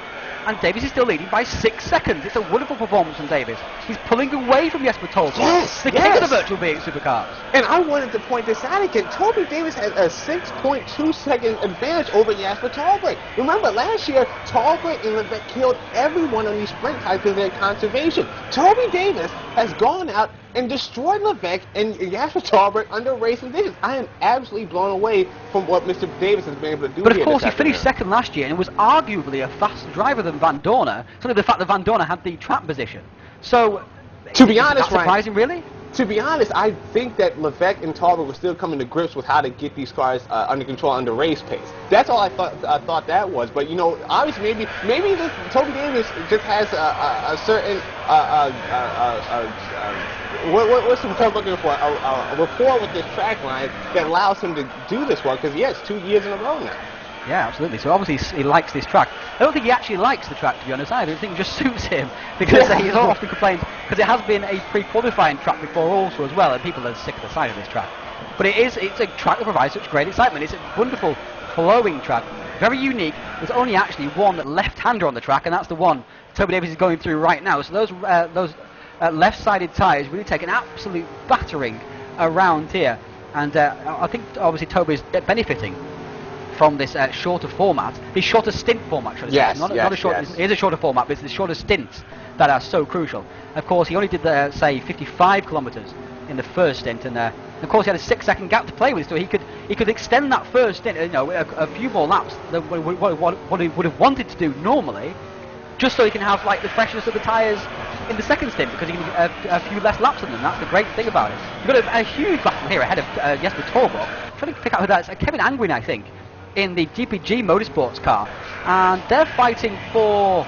Oh, well, they were fighting for 25th place, but Angwin had just spoiled that by being courteous with both Torborg and Kilo. A bit too courteous there from Angwin. That's not how we do things in Virtual V8 Supercars. You just stay in the way, Kevin. I'm joking. But Ferreira, Ortiz, and Angwin having a massive battle. Ortiz is showing surprising speed. Yeah, remember, these guys are coming up from Server 2, so it's always good to see them hang in there and get solid results. Because, remember, there's points for 1 to 30th in Server 1 or Division 1, so it's these positions we're seeing fought for are entirely, it's super important for these guys in their longevity staying here at the top level. And all 32 drivers are still running, and it's incredible stuff. And Mueller is having he's been mullered in this race, that has to be said. I apologise for that terrible pun. But Mueller's not having the day that he had at Melbourne, there's no doubt about that. But of course, the great thing about the double races, you just keep going in the first race, because in the second race, who knows, because you've got that second chance to make your day better. LaRose into the pits, that's going to cost him big time. Not quite sure why he's in the pits with 7 laps to go, but he's in anyway, and that's going to cost him lots of positions. And he was on the points, and one would think he will be out of the points. Here comes Rosemeyer in 31st, and yes, that will be the end of LaRose's challenge for points here in this particular race. So we're looking for LaRose back to the front of the field. We've got Levesque has moved his way back up to 17th. There he is, got past down Adams, so he's back into 17th, but that's not the whole of points he was looking for, of course. Yeah, it's a good job that the second race isn't determined by the first race grid for him. Yeah, he is not going to be happy with that whatsoever. I'm pretty sure he would have hoped to get within maybe that top 14, top 13 by the end of this race, but 17th, that's definitely not going to cut it for Mr. Levesque. Impressive performance from Simon Kilo, because he's always assumed to be one of the drivers who's the worst on his tyres, but as shown in Tom Cole Clio Series, he's definitely not, and as shown here once again, he's definitely not, because he's actually been gaining on Torborg net over the course of this entire run. It's only 1.3 seconds now, the gap, and he's pretty much blown away, in fact, his teammate Rietveld. Yeah, he's put about 7 seconds on Rietveld, and I noticed at the end of the first stint, Kilov was much better on his tires than Mr. Rietveld, and he's continued into the second stint. Looks like Rietveld's going to have some questions to answer going from this round to round 3 at Simmons Plains, so it's a bit shaking the championship up a little bit. Yeah, it's lovely to see, it really is, and we don't like to see all the drivers on the front all of the time. Yes, of course, yes. Of course, you can't blame the drivers for always winning, but we do like to see some variety. As a spectator, as a fan, you might think, oh, he's a TPS administrator, he's a TPS commentator, but I'm a fan of this driving, and I'd love to see some change up at the front. It's great, and it's a great story to tell as well. Strauss and Gerdeker are probably the closest battle on track at the moment. Everyone's quite strung out, in fact, throughout the field in the latter stages of this race. Everyone, I think, just gearing themselves up for the second race, but Levesque is catching Tommy Oyala at a rate of knots at the moment. He's got 5 laps to go. He may get to Strachan also. Yashin is probably one step too far, but Strachan and Oyala will be Levesque's targets for the final 5 laps here as he pushes extremely hard through that final corner. Looking back over the game pond ring now. We usually see that the field become a little bit more spaced out as these races progress. He's really trying to get that position, Ryan. Trying to get past the Optimum Sim Racing car of Ohala, but the drivers at this point of the event, maybe besides a guy like Levesque, they're really just fighting the car at this point. Pretty much the driver versus the car rather than the driver versus the competition like we usually see in the first half of these events. And here now to Levesque's now going to try to take a look down into the ball. Remember, this is a tough overtaking spot, but Levesque actually went around the outside of Adrian Holm in the first 5 laps of the event, so he's very comfortable with his setup around that ball. Remember, that's good driving there from Oyala, because he gave him a little bit of space. Good defense, and got a great drive off the corner. He's probably going to be past here anyway if Vector's going on the brakes. But he's made it more difficult, of course, for the driver ahead. Who is that ahead of, is that Chris Hack? Sorry, I'm just trying to, so that's Chris Hack in between, behind Eric Strachan here, who's a lap down, so that's just a bit confusing there, because both of the drivers are driving for Asbury Racing, and from a distance they look the same. They did, they did. But they do an hour monitor anyway, which is not the greatest. Yeah, Ice Cold. It's a bit of a shame that Adrian Holm wasn't able to continue off his pole position, but Ice Cold's still going to get a nice bag of points from this one. They've got Eric DeVite in 5th, and obviously Holm still in 9th, so it's still solid. It's a shame what's happened in the walk race, and we knew obviously they're down a driver with the Beast. So I'm sorry if I'm getting completely butchering Phoenix, thank you. And so we knew they weren't going to be as strong in this event, but to see kind of have none of their drivers contending within that top 10, it's a bit sad. Obviously the championship leader, sadly it's not going to be the case at the end of this round. But there's a lot of change, isn't there? There's very few drivers who are performing exactly the same as they performed in the last event. And you might think, oh, they're the same cars. You've driven all here before, driven these tyres before, but it's so different. And those few tenths of a second, or that extra 0.5% that is different the way you drive and how comfortable you feel. That's what you find here. This is what it translates into, a completely topsy-turvy grid. There's only Jesper Torborg who was in the position that he was in the first race. I mean, anywhere near. I mean, Tveit had problems. We can't really judge him. Rietveld's back in 4th when he was runaway winner at the last event. Davis was in struggles with Kilo back in the back end of the top 10. Sarlo is pretty much the same place actually. He was 8th, now he's 6th. Brents is completely different this time around. Of course, he had damage last time around. Holm is back in 9th and he was 4th at the last event. So it's completely different turnaround. Whereas Gerdiker is probably around about the same place he was before. And Rivio perhaps as well, a bit further up, but of course he had problems with pit stops, which he has not repeated at this particular event, so he's learned from that experience.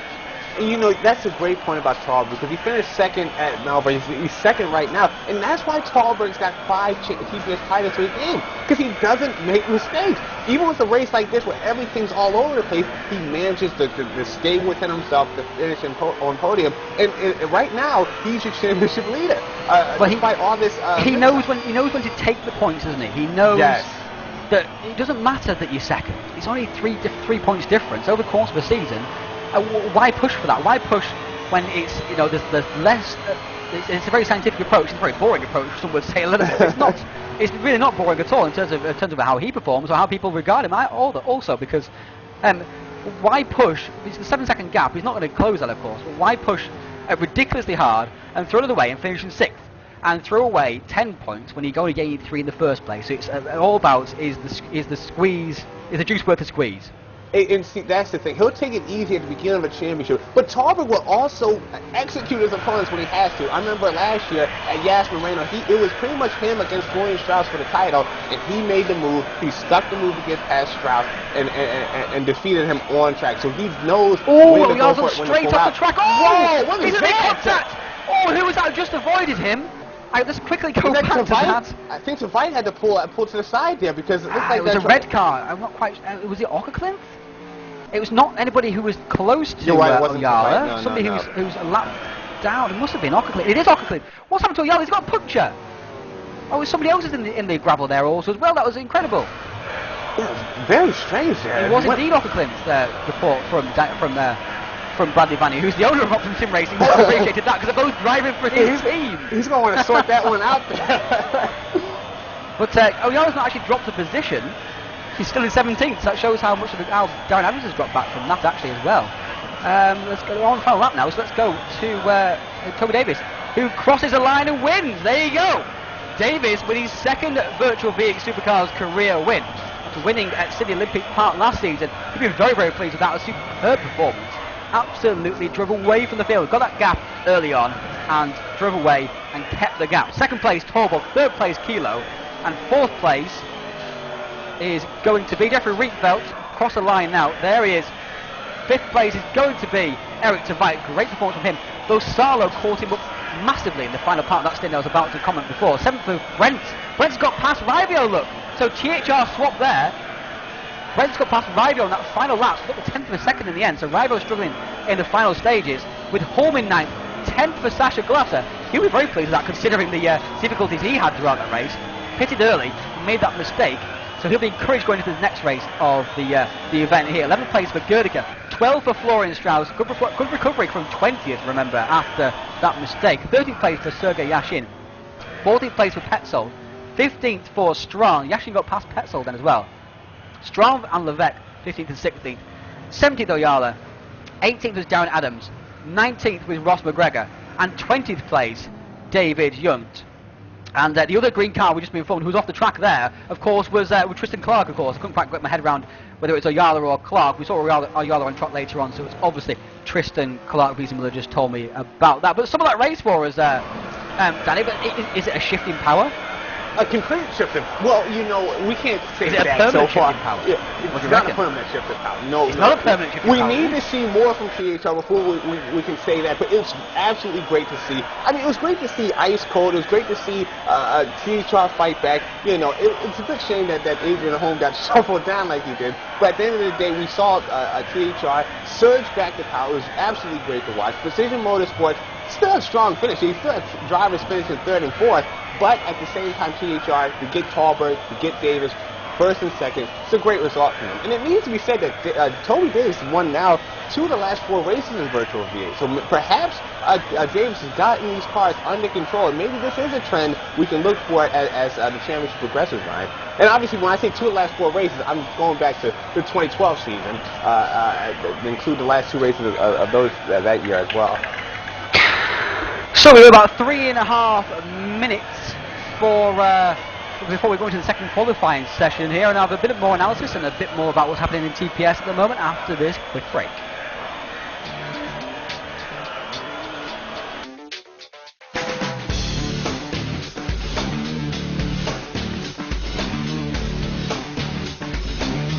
Inside SimRacing.tv, the fastest show on the internet. Sim racing news and reviews since 2007, with new shows every week.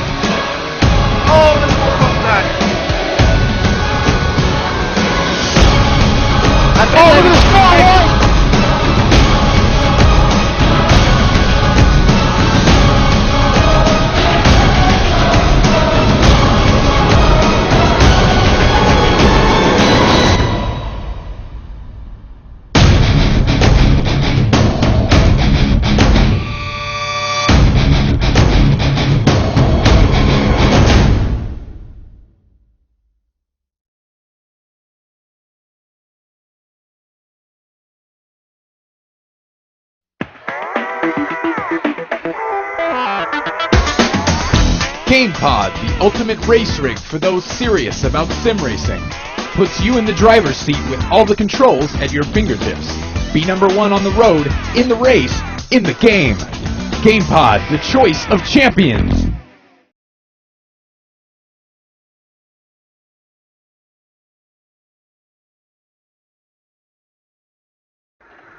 Hello and welcome back after that short break for the second round of the Virtual V8 Supercars Championship. Second race is coming up, second qualifying is just starting now. But that was an excellent event. And just quickly to tell you about what's happening in the TPS at the moment. We've got the next event coming up is the Virtual Mini Challenge, the third round of the Virtual Mini Challenge from Norris Ring. And we've had a couple of events there before in the World Touring Masters, but it's a debut race in-game stock car for the excellent German street circuit. Looking forward to great action there, and there are the rest of the dates also for you. So tune in next Friday from quarter past 8 in the UK, quarter past 9 in Central Europe for that. And then after that we have, of course, Thomas O'Cole Clio Championship continues from Rockingham, the British touring car layout from there, and that's going to be an excellent race once again. Keith Barrick will be in the booth along with Scott Woodwis, and it was a great race last time out at Verona, wasn't it, Danny? You were co-commentating there. Tremendous race, more of the precision domination, but it was great to see the fights throughout the field, and it was just absolutely great to commentate on. We had actual Tom O'Cole himself joined us, so it was always great to have a chat with him.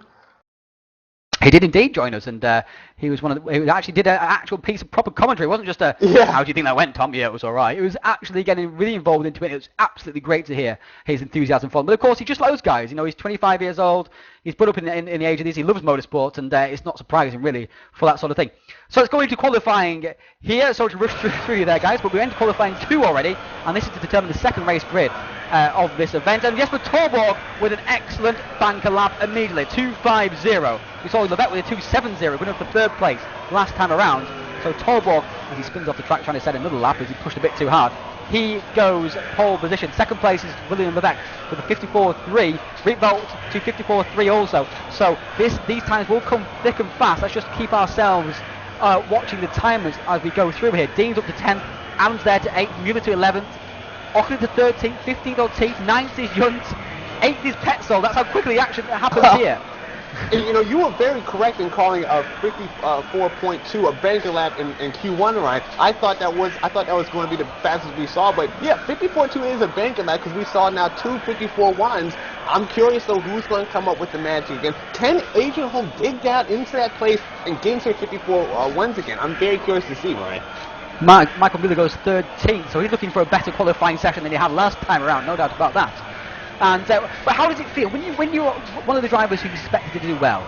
And I know it from my own personal experience. You go out and you immediately get a good lap in at the start of the session. You think, yes, excellent stuff, because you are then relaxed for the rest of the session, knowing you've got that good lap. You relax for the rest of the session, and you're able to go straight into doing excellent laps from there on. You can push much harder rather than being worried about, I haven't got a good lap in yet. I know last year going to this race, I was fastest through pre-practice, and the thing is, I knew you had to get that bit in at some point. I had to go in there, Ryan, but the point is, I actually got nervous because I said, oh no, are the cameras on me? Is everyone expecting me now to get pole position? No, we never put cameras on you, Danny. It did. You know what? I watched the broadcast, I said, wow, they weren't even talking about me. I thought I had pressure on myself for nothing. So, you do need to calm down and just relax as a driver. Just go out there and do your thing. So, if they can do that, if the driver that does that is the driver that gets pole position, 9 out of 10. Hack 12th, 7th Brent. Rietveld is 0.003 of a second off what he set in the first race, if I'm not mistaken. It was a 3.08 for him. Let's watch the rest of the field as they come through. Sorry about the fact we've got no timing split on the right-hand side. It's incredibly annoying, but nothing we can do anything about at the moment, unfortunately. And have that fixed for the next broadcast. That should be from Norris Ring, and also Thomas O'Cole Clio Series after that. Vec is third at the moment, as he was in the early stages of qualifying 1. So, I mean, how difficult is it though? You've been racing around on ever aging tyres. You go around, they're wearing out, they're losing grip, and then suddenly you've got a second qualifying session. I'm going to ask you how hard that is, but it's not really relevant because you've never actually done that in a TPS event. Myself, with Clios especially, the grip difference between from the first race, at the end of the first race, where your tyres absolutely shredded to pieces. They don't feel like rubber anymore. They feel more like jelly. Trying to corner on them, the sidewalls just collapse. And but then you go into Super Pole, you've got one lap, you've got an out lap to measure, to get used to the grip once again. You've got one lap, set your lap time once again, and it's incredibly difficult. Obviously, a bit easier here because drivers are obviously able to get more than one lap in, but it's only 15 minutes, and with such traffic on the track, it's incredibly difficult for drivers to get themselves back into the fresh tyre mentality once again. Exactly. I remember in World Supertech we do a double qualifying session. Oh, you did? Yes, of course, Danny, yeah. And that it's very off-putting because you're right. You're used to driving a car that's got so much less grip, and so before you know, you have to push again. And that's a mentality that's hard to come by. It's usually why you see a lot of Q2 times a little slower than Q1.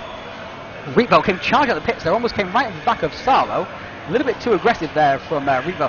If you're wondering why people charge out the pits like that, we don't have any pit speed limit. There's no need for you can abide by it if you wish to, but there is no actual designated speed you have to stay to. It's just that you stay safe is the only thing we ask of drivers. They stay safe in the pits, and if you do actually cause an incident in the pits by driving far too fast, then you will be penalised for that during qualifying. Levesque, practice, of course. Levesque second, yeah. Yeah, Levesque 52 points, 54.251. Petzold 14th. Went as well.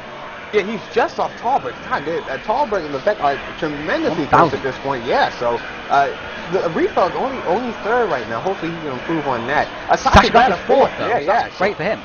Once again up there in the qualifying, and he was up there qualifying in everything so far, actually. In the first qualifying here, in the qualifying at Albert Park as well. So he's got the speed there. You just need to eliminate those small mistakes, which is hard enough, of course, at Albert Park. Nothing to do with him. He was flipped around by Michael Mueller, his fellow countryman. No love lost there, and he was then hit very hard by Matt Richards and Matty Orban, who are both not in this division as a result of that particular accident. So Mueller was actually penalised pretty heavily for that contact as well. So Rietveld's not purple at the moment. There's no greens or purples on the scoreboard. Yeah, there's no greens at all actually without with the problem with the timing. So we can't actually see if anybody's doing any personal best. Just have to keep an eye on what's happening on track. It's quite difficult to do actually. Here's the rest of the field for you. Ayala 17th with Yunt, McGregor, Yashin, Mueller, Adams, Rosemeyer, Ferrero just gone up to in 24th. Clark, Ortiz, LaRose, Angwin, Ockercliffe, Dobbing and Palmer. And it's safe to say, Danny, that the Division 2 guys are finding it a bit more difficult in Division 1 than it was in Division 2. We saw Kilo almost got in the way of one of the THR orange cars there. That was Toby Davis. We saw in Tom's on-circle Cole series that a few of the Division 2 guys were able to come right up into the headline league and get inside the top 10. But you're right, Brian. We have not seen that here in VV8. Perhaps it just shows how hard these cars are to drive and how good the guys within Division 1 are inside that top 20. And that's the thing I do need that does need to be pointed out about these cars. The quality setup on these things is tremendously hard to get right. Okay, you have to rebalance the car with all the fuel out of it, either by how you drive the car or if there's something you're doing in the setup. And that's a very tough skill that a lot of the Division 2 drivers just don't haven't come to grips with yet. So Holm is purple. Yeah, so here we go. Purple. Is he making another run? Solid goes 6th. Rivio goes pole at the moment. No, wow! Eunice Rivio has gone pole position. One of the surprises of pre-qualifying for Eunice Rivio, and he has produced a stonker of a lap. That's very good. It's going to be hard to Holm beat is that still lap. purple. Here we go. He's going for it. He's stealing Rivio's moment of fame. Here comes Holm out of the final corner. Here we go. He's sticking up Holm once again.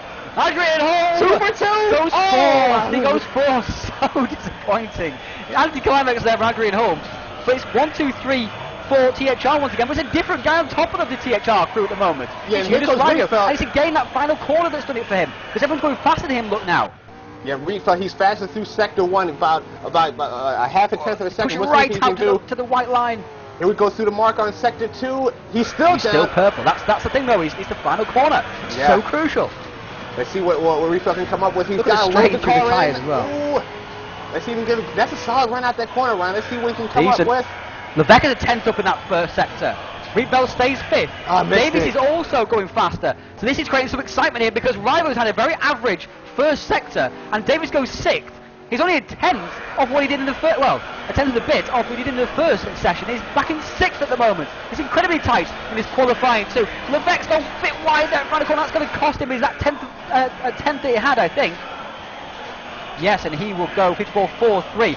Again, Toby Davis gone. Oh, he's not gone faster in that second section. He's actually gone back to the pits, and that's one of the idiosyncrasies of the timing. But Rivio is still on pole. Not the THR driver we thought would be on pole position at any point during this qualifying. No disrespect to him. He's obviously got great pace, but with the credentials of Torborg, Levesque, and Davis, And Brent, of course, who's had a pole position before, not the guy we expected.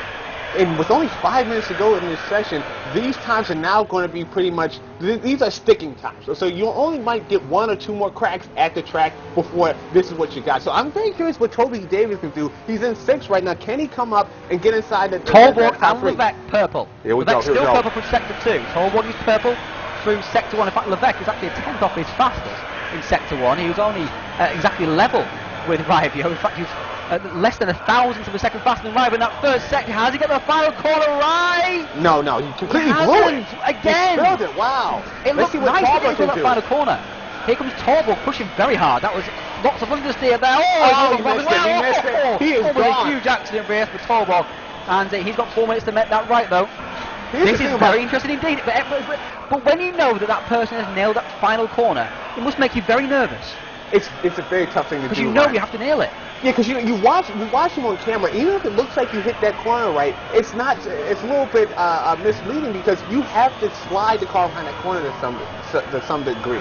The car around the corner to some degree. And if you don't do that, if you don't use that slip angle, you just are not going to get that pace. So you have to be on that rapier edge to get that time down. And it's going to be hard to do. It's only about 3 minutes and change to work with here. Look at that, Simon Keel's in it on a 54.3. He's only just over a 10th of a second off the pole position. He's in 8th. He's way back. He's in mediocrity. The times are getting even more condensed than what we saw in Q1. A 10th and a Tobias half in from 13th first at the and moment. 8th. Wow. So Adrian Holmes decided he's not going to continue with that one. Levesque is on track and an outlap. So is Tolborg. So is Rivio's in the pits. I like He what thinks he's Rivio's done. doing. I can't go faster than that. I'm going to go in the pits. He's just watching. His heart, I can tell you, his heart is in his throat, and he is just watching to see what else he can do. I hate this. It's when you've done it yourself, Danny, with Levesque, and you're there, you bite your fingernails. Don't go faster than me, please. Oh no, he has. I'm in the exact same situation. I remember Reed Reno. Belts, There's Reed. purple. Yep. We go. This is where sector he was in his final corner, Reebel. We've seen it all the time. Where he's That not been looked quick good. in his final corner. That looked good, Ryan. But he did, but we say it all the time. It looks good. No, he goes fourth. He goes fourth. But he's closer. He's closer. Davies is from purple, so and his second sector almost split right about here. Purple again. 700th of a second. that's That might good, sound that's like good. nothing, but that's a big chunk taken to the final corner. Ken Davies, that would look beautiful actually. That looks really. Oh, it looks a bit slow back. No, I can't really tell now. The line was great. Was the speed enough? No, it wasn't. It wasn't quite enough. Reedbell's gone faster again. Tolborg was purple, but he's now not. Levesque is purple. Looked like an untidy ball there. Might be able to get it right out of the corner though. Remember, Levesque Reedbell's really just good. behind him. Look, there he is. So we're going to see both of them cross the line here, trying to challenge Rivio for that pole position. There's 2 minutes to go. We could see 2 first-time pole position drivers in the Barbagallo qualifying section, and that was a terrible final corner from Levesque. Yeah, and he was actually lost. He actually wasn't even purple going into the final sector either. So and there we go. Reedbell just pulled into the pit, so he just abandoned he his didn't like lap. it. He comes charging out of the pits. Every single time we see that, he's charging out, wasting no time at all. Oh, now Tolborg! this should be it. This has to be it. It's a 10th, over a 10th up on Rivio's time. That's a beautiful corner. Let's see what the Iceman can do. Remember, he was solid through sector 2. Let's see if he can continue the going He has purple. more pole positions than any other driver in TPS history. He's still over a 10th up. He lost some time though, Ryan. He lost some time. He has to lost 5,000, so he has to do is match Davis's final sector. Oh, it's a bit wide. It's not too bad though. It's not too bad. He's I don't carrying know. lots of speed. No, it isn't. He's 4,000ths of a second up. How can this be? This is incredible stuff. Levesque was purple. He's not anymore. He's not anymore. I don't think if you're not purple in that final corner, you're not doing it. Quite frankly. No. The gap between the first to fourth is unbelievable. This might be the There's a minute to go. Rivio's staring at his pole position. It's incredible stuff. Reedbell's still 5th. Holm is still 6th. He's not purple in that first sector either. If you're not purple in the first 2 sectors, then you're not doing it, quite frankly, because Rivio has absolutely done a stonker round that final corner. That's not a purple sector from Jesper Tolborg. That's just the timing as he goes back into the pits. And that'll be it for Tolborg. Tolborg would not get pole position. That'll be it. Rivio's looking like the lightning pole sitter. If he can take this one, he'll be absolutely ecstatic. He's back on track though. Davis is going faster than him once again. We've seen this so many times before. We've been disappointed so many times before. Yeah, and I think Rivio, that might just be a victory lap at this point. I'm not sure if even he knows he can improve. Well, he's not improving at the moment. He's not gone purple. Rietveld has gone purple once again. Davis is not purple into the final sector, so he surely can't do it. Rietveld's gone far too deep in the final corner as well, and that's it for Rivio. He might get another lap in, though. Ooh, no, he's not going to do it. No. Oh, we might have had half a second left, perhaps. Glatter's gone faster. Can Glatter do it? The hot shot from the Endurance Leagues. Can Sasha Glatter get pole position here? Looked like an untidy, but it looked like it was almost a rim riding line through there. Carrying the speed. And no, he's not purple into the final sector, but will he improve his position? And we've got rFactor. Remember, he's got one more crack here. Back in the pits. Okay, he's out. He's out. Oh, Glatter. Very, very sideways through that final corner as well. Here comes DeVite. He's in 12th. Can he improve? Glatter stays 7th. And Davis might have a look at it. DeVite goes to 10th, look, in the final seconds there, bumps his good mate Tommy Oyala back down to 11th. Davis is back in the pits, I think. I think Davis is out. Oh, no, he's not! He's still out. out! It's incredible stuff. He can't do it, surely. He will time out, surely. He was behind Rietveld. Rietveld only crossed the line with a half a second to go. Oh, no, he's gone wide and no grip out there. No. Rivio's done it! Well done. Pole position, incredible stuff, Danny. Unbelievable by Eunice Ravio. Unbelievable season here. Well done to Eunice Ravio.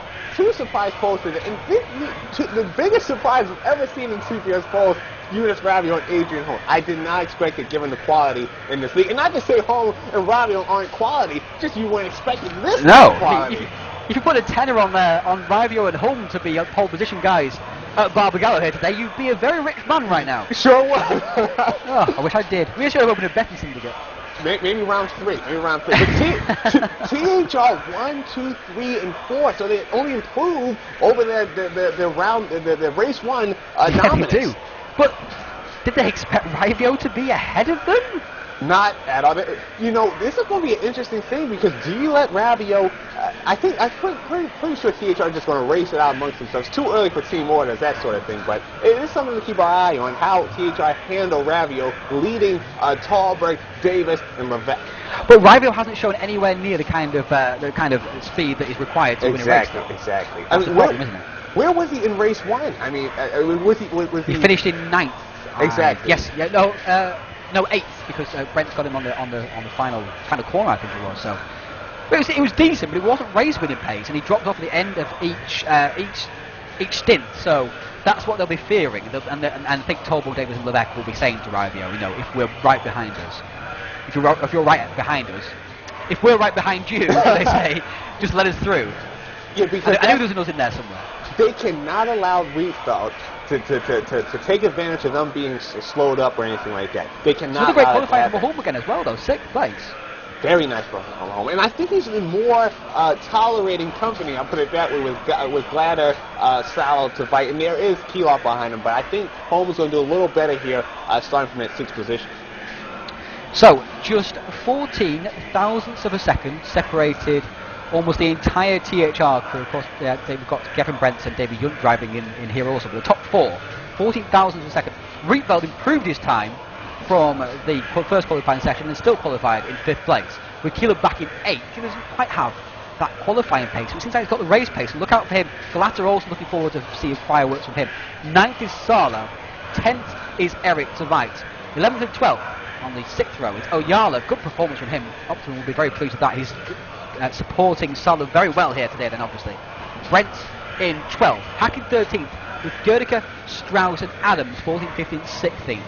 Row 9, Mueller and Sergei Yashin from Israel. 19th place is Eric Stram for Ice Cold Racing with Mark Dean for Dynamic Sim Sport alongside him on that 10th row of the grid. 21st, as you can see, is Heinz Petzold alongside David Young for THR. He's the driver for THR, is not quite doing so well here this afternoon. And Ross McGregor and Sebastian Rosemar. Rosemar will be pleased with that after his struggle in the first race. 25th for Ockerclint, 26th for Bruno South Ferrari, 27th for Yves LaRoche, should I say, 28th for Ortiz, 29th for Angwin, 30th for Jeff Dobbin, 31st for Lee Palmer. We've actually lost a driver in between sessions. Is it Ockerclint? I think Jonathan's still in here. Oh, there he is. I wonder who we're missing from the first. Oh, we're still showing then. 32 drivers. Is it Chris Hack? It's Chris Hack, I think, isn't it? No, Chris Hack, I think he's maybe 19th. I think it's Chris Hack. Stroud is in there. Chris Hack's 13th. Oh, yeah, so we can't figure out who it is. Answers on a postcard, please. Who's missing from the grid for the second race? Anyway, we've got 31 drivers here today. Oh, someone's just told me in TeamSpeak. Who should we find out who it is? It is Tristan Clark. Bradley Bannon should know because Tristan Clark is his driver. We saw Tristan in qualifying actually off the track at the bowl, so I wonder if there's some kind of problem there. But at the back of the grid there, we've got 5 drivers, Danny, who were in Division 2. So it just shows, doesn't it, how difficult it is to step up. They are having a little bit of a hard time adapting to this level, but hopefully once the race starts, these guys can maybe make their way up a little bit. You know, I talked to the THR drivers during break there. Oh yes, of course, yeah.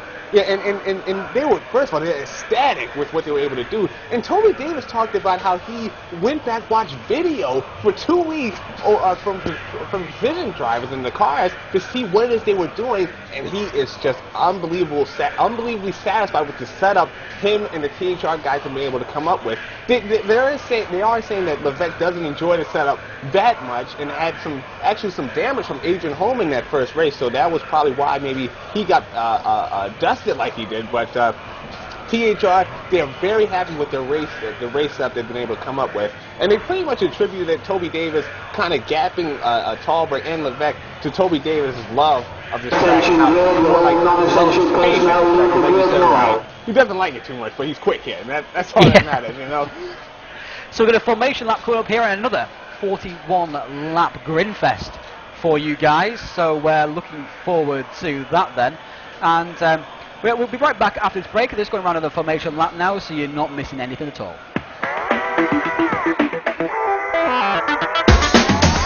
GamePod, the ultimate race rig for those serious about sim racing. Puts you in the driver's seat with all the controls at your fingertips. Be number 1 on the road, in the race, in the game. GamePod, the choice of champions.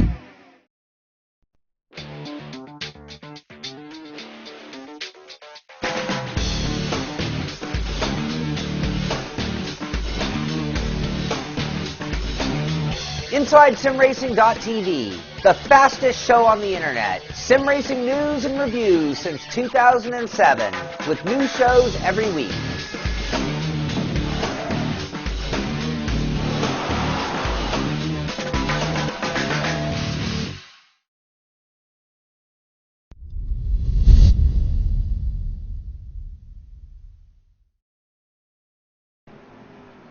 Hello and welcome back to the action here from the second round of the Virtual V8 Supercars 2013 Championship. The second race is coming up. The first race was won by Toby Davis in second place, Jesper Torborg, and third place Simon Keeler with 4. Championship leader Jeffrey Rietveld, though I think after that second race we see that Torborg will be leading the championship right now, and that's pretty certain. Yeah, I'm going to call it right now. Torborg is leading the championship after that first race of the day here. Rivio is the surprise pole position for this race. So look out for fireworks ahead. We saw Holm as a surprise, and he got mugged off the start line. What do you think, Danny? See, you're right. Holm was absolutely just destroyed off the start line. The only thing different here is that obviously Rabio is part of the THR umbrella. And I'm very curious how they're going to treat him here, because the nerves have to be through the roof for Rabio. Sorry, with background there, that's Adams. Oh, it's a bit of lag, I think. But I know something here. Tavite has figured out a way to position his car right in the middle of the grid, look. Off the grid. He did this in the first race, got 8th to 5th. He's done it again, look, and that's obviously a ploy. Everyone's still not in their grid position correctly just yet. There we go. Everyone's in their grid position now. Always tell by that particular camera change, automatic camera view, and the red lights are on, as you can see. Second race is underway. That was a quick light change there, and River's got a good start, and he's leading, but he's 3 wide between THR and always squeezed across. Jesper Torborg squeezed across. No, it's Toby Davis. Toby Davis is squeezed across on, and Davis is trying to squeeze past Rivio side by side through here. You don't want to be through here side by side, especially not with a teammate, and they squeezed through just about. Wow, that was incredible stuff through there, and now Rivio leads from Davis and the rest of the THR crew with Rietveld and Device is 6th. Off the track is Holm. Off the track is Holm. So his day is getting worse and worse. And there is Use the Roads running wide also. We go back to the action now. You know, the thing is, THR were even critical about how Precision handled their team, the team aspect of it in Tom Clio series. I'm curious now how THR are going to sort this out, because it looks like Toby really wants to get around Eunice Rabio for P1. Arjun Holm has gone back to 14th. Device has gone from 10th to 6th. He's figured something out off the start line. He's obviously got a demon start as well as a demon position on the start line. Makes me see how long that loophole will last for. And Dave's down the inside for Rivio. Davis back into the lead. Could this be a double win? Yeah, I think Toby Davis is almost gone at this point. He really wanted to get that done early. He's now through on his teammate. Expect Toby Davis hit the boost button and be gone into the distance. We'll see if Levesque can have something to say about it, though. Good start from Oyala. So Opta Motorsports 8th and 9th at the moment. That's good from him. Kilo's gained a position also. It's Glatter who's lost out off the start of that race. He qualified in 7th and now he's back to 11th place. Well, Home, of course, qualified in 6th. He's back to 13th, just ahead of his high school racing teammate Chris Hack, who's dropped position to Eric Strauss now also, just in the background there, just saw on the timings. But Davis leads from Rivo from Levesque from Tollbox, 1, 2, 3, 4 for THR, and we've not been used to saying that in the last couple of months. Yeah, they've got a nice little buffer from, between Toby Davis and Jeffrey Rietveld, so that's very good for THR. They, tremendous position moving forward in this race. So Kilo is back supporting his team leader, Jeffrey Rietveld. Of course, he beat the team leader, Jeffrey Rietveld, in the first race. Eric Tveit is back to 7th. Kilo has got past him. It's very interesting. I'm looking at Tommy O'Hala there in 9th position. You've got Tommy O'Hala not only running in front of Florian Strauss, but he's out qualifying Florian Strauss. So Strauss has been hit by somebody apparently. He's back in 31st, look. Oh no! So his day's just got... Oh, that's terrible for him. The second race now is going to be a long, hard run for him. Of course, he can take advantage of people squabbling ahead, but he wants to be up in that top 10 fighting for excellent championship points. But now he's back in 31st and will not be enjoying that position at all.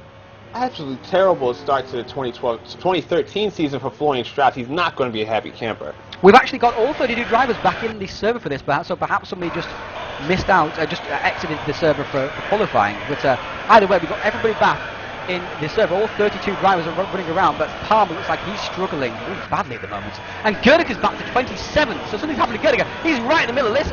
Angry about the pack right now. Oh, we're not happy about there, Danny. No, being back in the pack like this on a track like this is not a good place to be at if you're a driver. These guys need to keep their head cool, avoid the big flying, wing mirrors, headlights, everything. You can barely see from corner to corner, so these guys have to keep their nerves under control to make it out okay. Off the track there, that must have been Ferreira, or maybe it's Sergei Yashin. It was Sergei Yashin, and he's actually way behind his teammate Bruno Ferreira.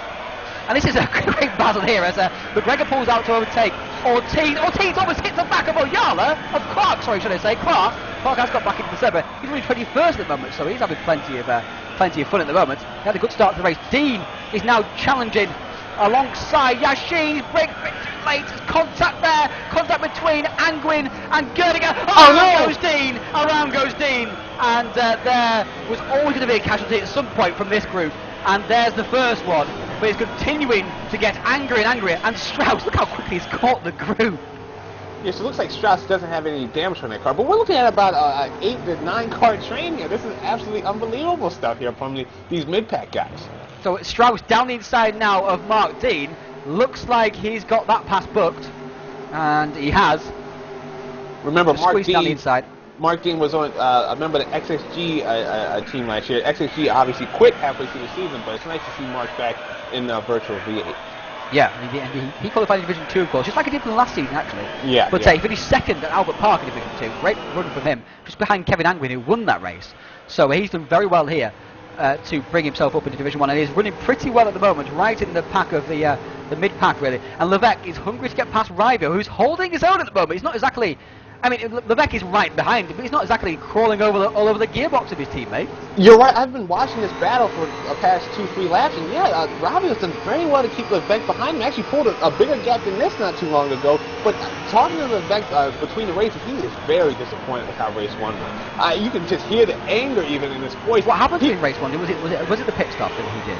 It was the pit stop, but it was more. I think it was obviously he had to go extra pit stop because he had the timing issue. Rather, he was too fast going over the line. But he said he had damage on that car after contact with Home in the first 3 laps. The thing is, though, you can tell he really wants to be the head guy in THR. He wants to beat Toby Davis. I can pick that up without spending 2 seconds in the room with him.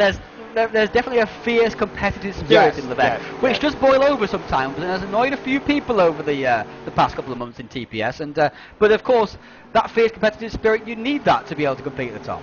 to be as good as Levesque is, and he is one of the best drivers we see in TPS, you have to have that fire like he does. And I can tell you, he wants to get past Rabbit, and he wants to go after Toby Davis for this race. Well, he says he had damage in that first race, but he's not exactly going much faster than he was in the first race. You wouldn't say. Well, right now. So far, giving him the eye check, it doesn't look like it, Ryan, but he was adamant that it was this damage that he took that was well, he's going to put his money where his down. mouth in this particular event.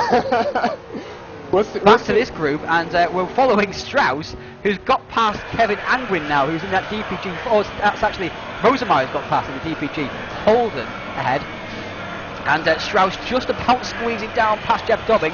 Jeff not too happy about that because it's held him up on the exit, and now he's under threat from Rosemeyer in behind for that 29th position.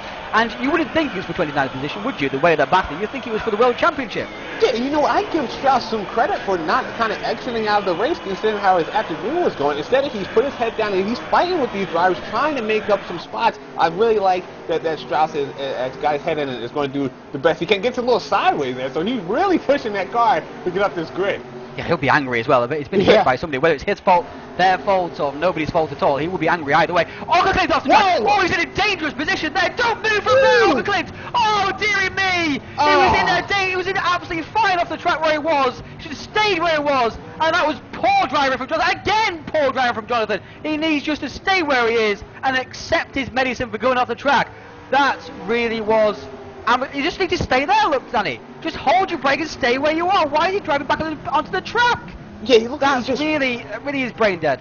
He really is. I have to say that. He rolled off the hill, couldn't get that car stopped, and that's a bit unfortunate. And he's ruined the race for both Dean and Rosemeyer. They're already fighting for 28th position, the guys, but they will be furious about that. Yeah, Jonathan, definitely not the best we've seen from him. Hopefully... When you're off the track, and when he's spun in the middle of the track, you just stay where you are, and let other people sort it out. Strauss made a mistake somewhere. I don't think it was caused by Ockerclint, so he's gone off the track. He's back behind Dobbing and Angwin now, so he'll be pretty annoyed about that.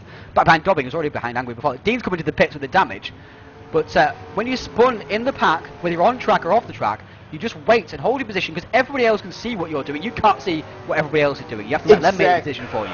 I think he just was completely blinded because remember, he was on the hill. I'm pretty sure that hill blocked off his peripheral vision to his left. He couldn't see that pack coming around. Maybe thought there was a gap there. You've got a track map, haven't you? And you can tell what position you're in as well. If you're not at the back of the field, you know there's other people coming. Especially this early in the race, at least. Perhaps he thought there was a gap there. It just wasn't a big enough gap, and unfortunately...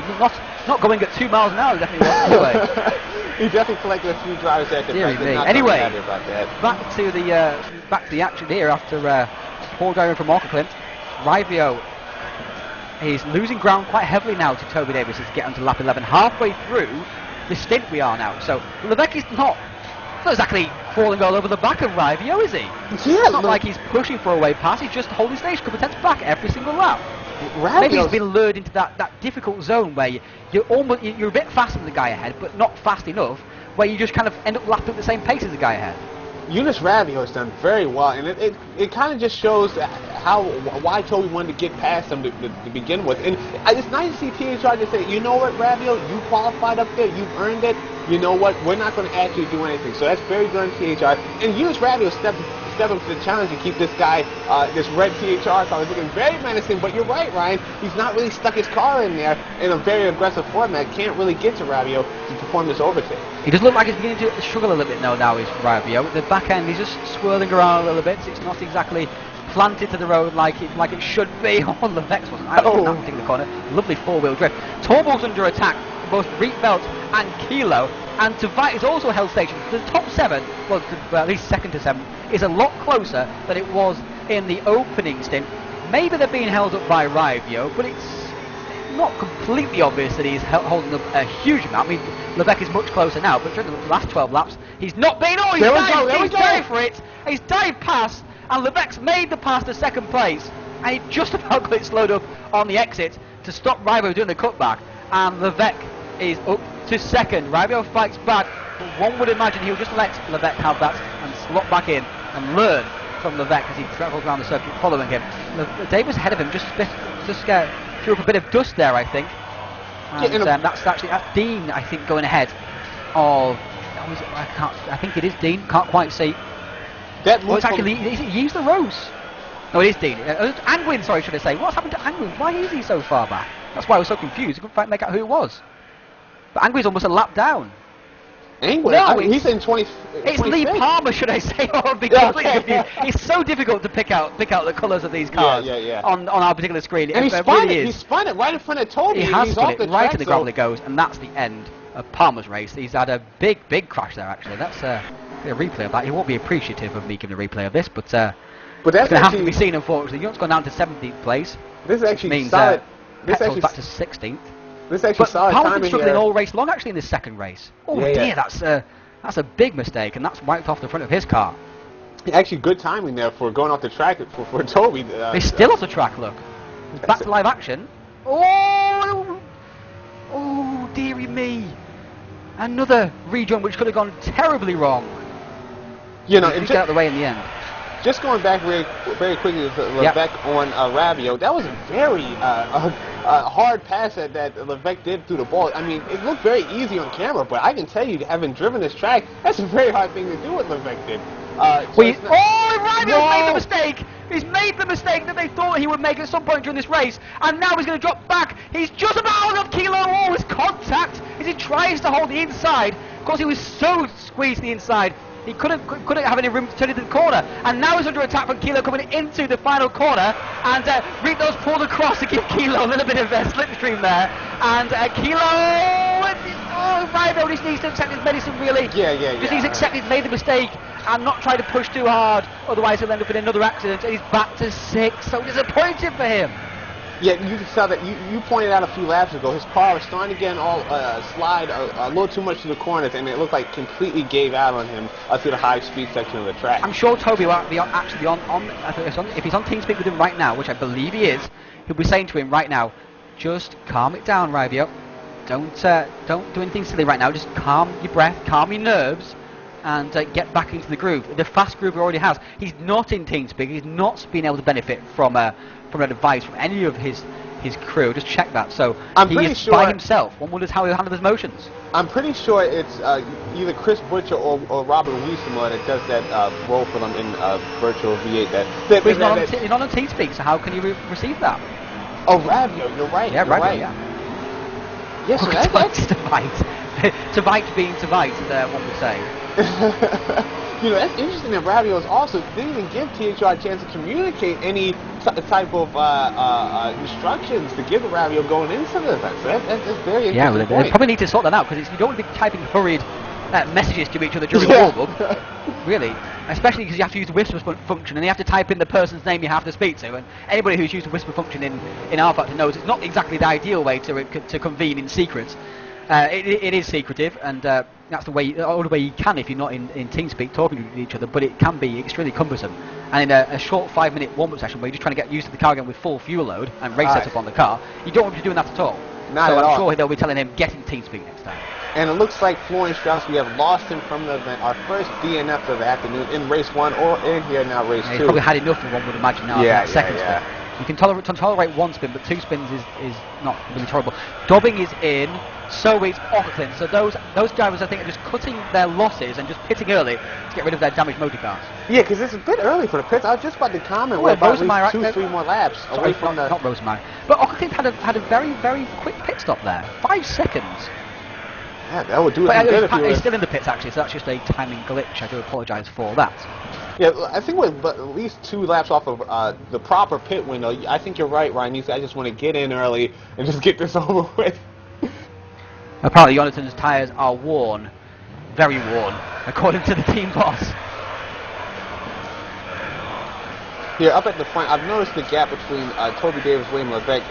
It's held at 4.3 seconds, so it seems like Levesque can't cut into this gap anymore. It looks like Levesque is going into the pit, so no, just a bit of a glitch there. It looks like Levesque is staying out, going to try to hammer away at the lead from his teammate Toby Davis.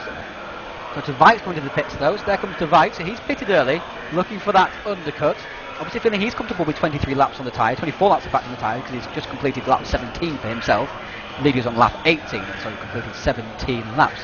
So Tavite is in, right sides go up, left sides go up, so it's obviously changing both, all 4 tyres, as you would obviously do around here.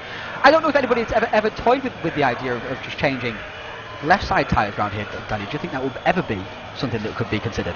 Absolutely not. Definitely not with the sprint tires, because these tires are just so finicky. And then you don't want to have one side one, the other side not. It's just going to make the car. These cars are already off balance enough as it is trying to drive them, and having the tires mismatched like that is just completely a recipe for disaster.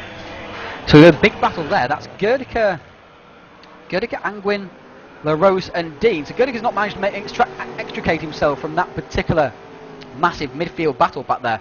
And that battle is for 20th position at the moment. Rivio, I hope he's into the pits because he's dropping down the field like a stone. He is into the pits. There he is.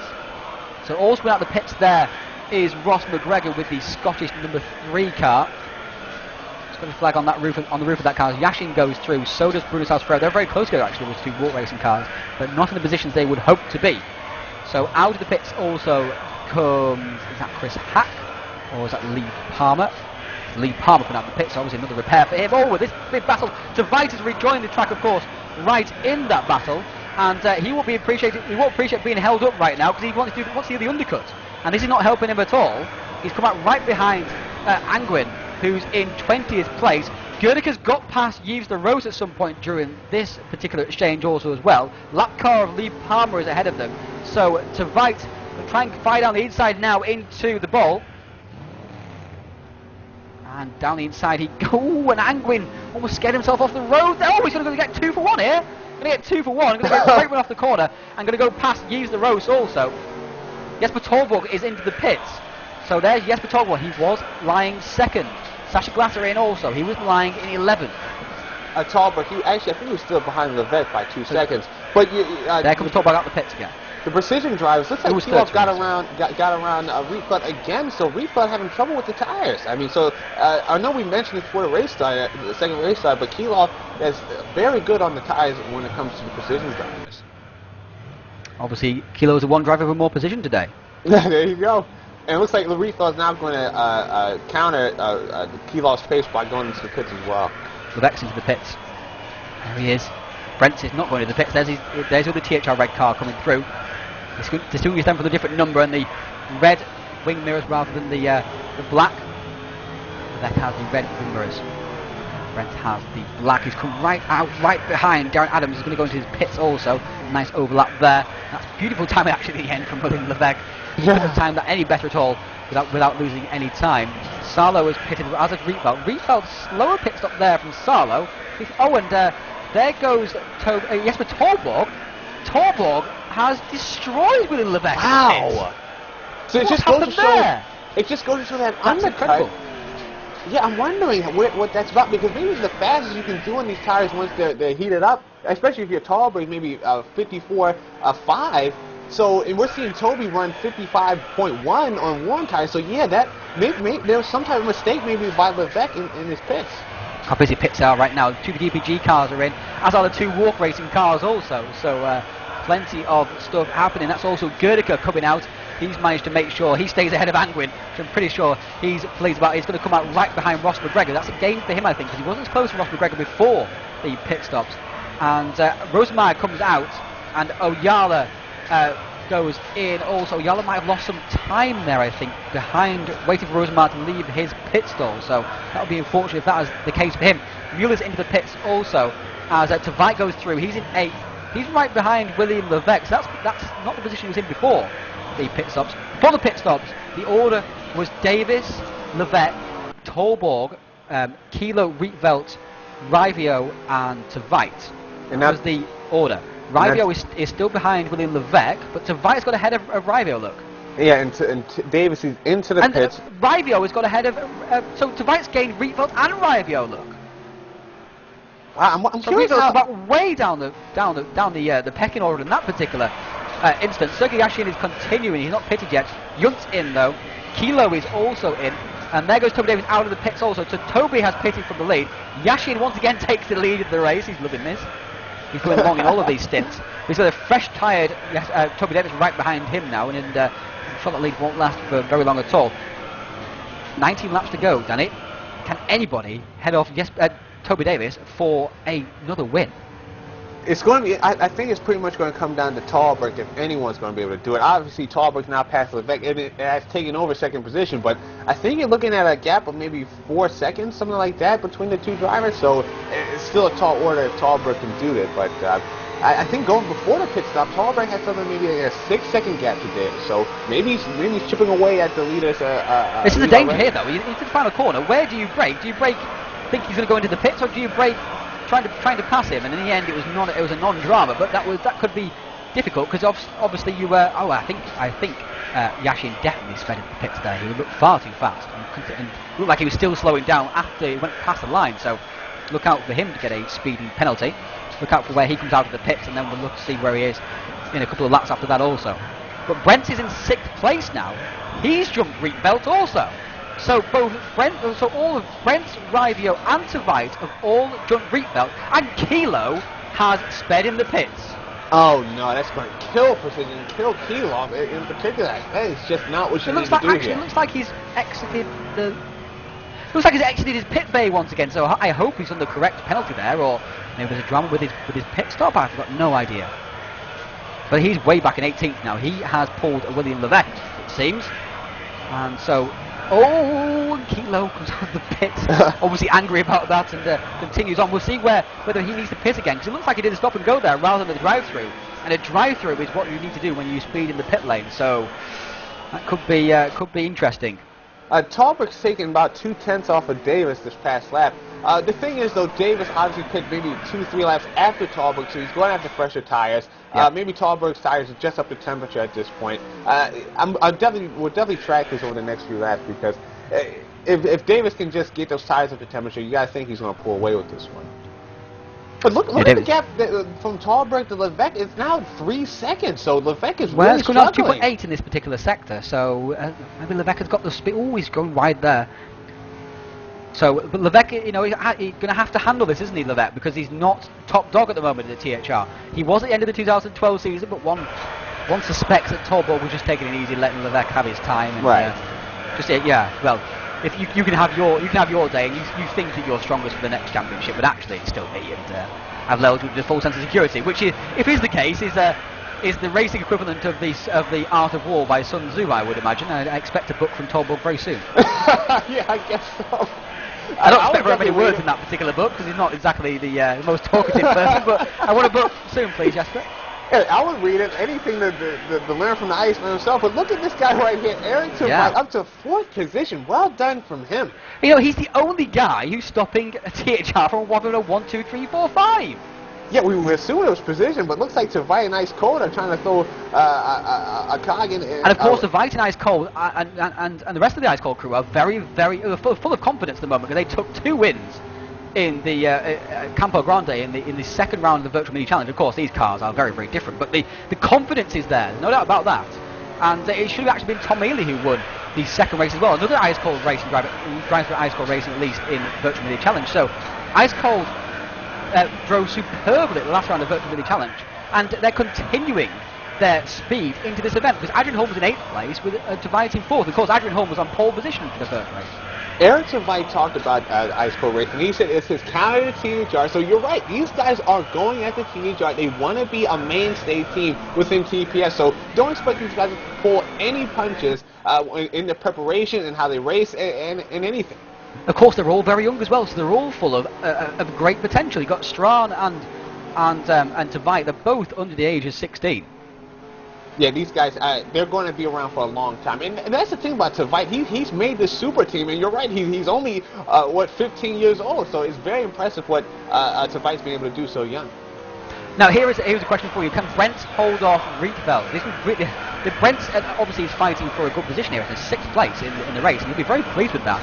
But he's obviously also performing a service here for THR, and Jesper Torborg in particular, because he's leading championship at the moment. Rietveld is the closest challenger to THR in the championship right now. Brent must keep him behind, surely. If this is going to happen, it's going to happen in the next 5 laps. The longer these guys stay on the track, the advantage swings further and further to Brent's favor, because obviously Brent is much better on tire wear than Rietveld. Yeah, of course, Rietveld he didn't get past early on. He's had struggles at the end of every stint, hasn't he? We talked about that. Yes, and imagine if the stints had been 75 kilometres like they had been last season. Rietveld would have been struggling even more. So obviously some work and some practice is needed with these particular tyres, and we talked about it. And of course, at the control tyres, we said that they would wear off, and they never did in the end. These tyres definitely have not disappointed at all. And we were talking about maybe Simon Keeler taking the wrong penalty in that pit stop. He did. It's 28. Oh, wow. That's a shame for Keeloff and Precision Motorsports. But these guys, they're champions Precision. They've dominated everywhere. They'll recover from this, and we'll look for a stronger PM at Simmons Plains. Oh, yeah, that should be an excellent result. Wait, excellent race. Go on. Yeah, I'm sorry. It's interesting, though, because maybe this is the first round that Precision Motorsports have actually dropped the ball within TPS. Now they have to say, okay, how can we go after THR instead of it being the converse of that with THR? I've got to say, this is the first time I've seen Precision, apart from the Virtual Mini Challenge where they've only got one driver. I've seen Precision in the past since the start of the World Supertech Series Season 3 back in, last November. Right. That they haven't been challenging for a win. And they haven't been challenging for a win at all. There's been no hint of a win, maybe a hint of a podium, but definitely not a hint of a win from Precision. No, they have been pretty much content of being just outside the top 5, or maybe just squeezing on the podium, I guess, like they did in race 1. And we're looking at 5 THR cars within the top 6. So we might actually, there's a chance, I think Savite's going to hold on to 4th position here, but there's a chance we could see 5 THR cars in the top 5. Whoa, that's Mark Dean off the track. Oh, and on the foreground, that was Kilo getting around Ockerklint as well. I think maybe there was a mistake from Ockerklint coming off the corner, or maybe Ockerklint slowed down to let Kilo go through. But Kilo had to swerve quite violently there to get around Ockerklint. And that's actually for position, so Ockerklint wasn't letting him through. Maybe a mistake from Ockerklint threw Kilo off, but Kilo somehow managed to get past without crashing. Mark Deeney's DNF from this race, so he's out of the race. Lee Palmer is some 6 laps down. Not quite sure what's happened to poor Lee. Yeah. If he continues to keep going, he will pick up at least 1 championship point, and points for perseverance, if nothing else. He is soldiering on 6 laps down. It's pretty much been a back marker for the entirety of these 2 races, but he continues to stay out there and truck along. So Darren Adams is in 10th place in this race. That's a great result for him. Well done. We really could pass over. Darren Adams has been in 10th place, but he's leading Tommy Oyala, going past Ockerklint there for that lap. He laps the driver, and Eric Strachan is in 12th at the moment. He's having a more solid run. Is more solid a phrase? Yeah, that was it. So a more solid run than he had at Albert Park. He was very disappointed at Albert Park, Eric Strachan, but not stellar. What we saw from what we saw in 2012. But of course, he's concentrating his efforts on the Virtual Mini Challenge at the moment, and they have very different machines to race, and I'm sure that's hurting his particular charge at the moment. Of course, it's very difficult for a driver to go from different discipline to different discipline, and only a few drivers can do that. You know, Levesque and Davis and DeVite are some of those who do that, and also Rietveld as well, of course. Yeah. But Rietveld's got past Brent, should I say. Sorry, I completely missed that. Rietveld has got past Brent, and he's pulling away from the other THR driver. And it looks like he's gaining on Rivio as well, but of course, Rietveld's been struggling at the end of the stint. So we'll see whether Rietveld can hold that position. Sorry, Danny. Yeah, we just talked about this. Obviously, it happened within the 5 laps like we were talking about. We'll see if Rietveld can continue to go up the grid, or if those tires are just going to wear off. But back to Vite very quickly. Not to Vite, Strachan. I believe he won a race in Virtual Mini Challenge, if I'm not mistaken, recently. He did. Yeah, I was saying that he was one of those drivers, along with Vite, who won a race at Campo Grande. Exactly. So, it's a bit of a shame that we haven't seen Strachan at his peak performance, so to speak, in Virtual V8, but he's still a driver that's improving and hopefully can do better as the championship wears on, similar to what he did in 2012, because in 2012 he was pretty much nowhere for the first 2 or 3 rounds. Yeah, and ended up almost taking the pole position in Oran Park, and podium there also as well. We've got THR, ice cold THR Precision, with then THR and ice cold as Oyala's. Look at Adams! There's contact on the very, very slippery outside tarmac there, where it's very, very dusty and lots of marbles out there. You cannot go out there, it's extremely slidey. You just don't dare ever push the throttle ever more than 10%. Off the track! Holmes off the track! What's happened to him? No. Holmes off the track, he gets back on. Oh, and Ockerklint somehow managed to drive into him almost. I said Holmes off way off on the outside line of it, and Ockerklint almost ended up driving into him. So Holmes off the track. Let's see what happened. Oh, there's contact between him and Sarlo, and Kilo perhaps is involved there as well. But whatever the case, that was a very, very strange indeed. Kilo's obviously a lap down of those guys because he just passed Ockley, and he was near to it, and there's Ockley going off the track once again, so he's having a miserable afternoon. But Holm and Sarlo perhaps have got together there. Holm and Sarlo together. Now, yes, it must have been, because now Ayala is past Sarlo, and Sarlo is on the track from Adams. So Ayala's gained 3 positions by passing Adams. If he hadn't done that, he would only gained the 1, in fact.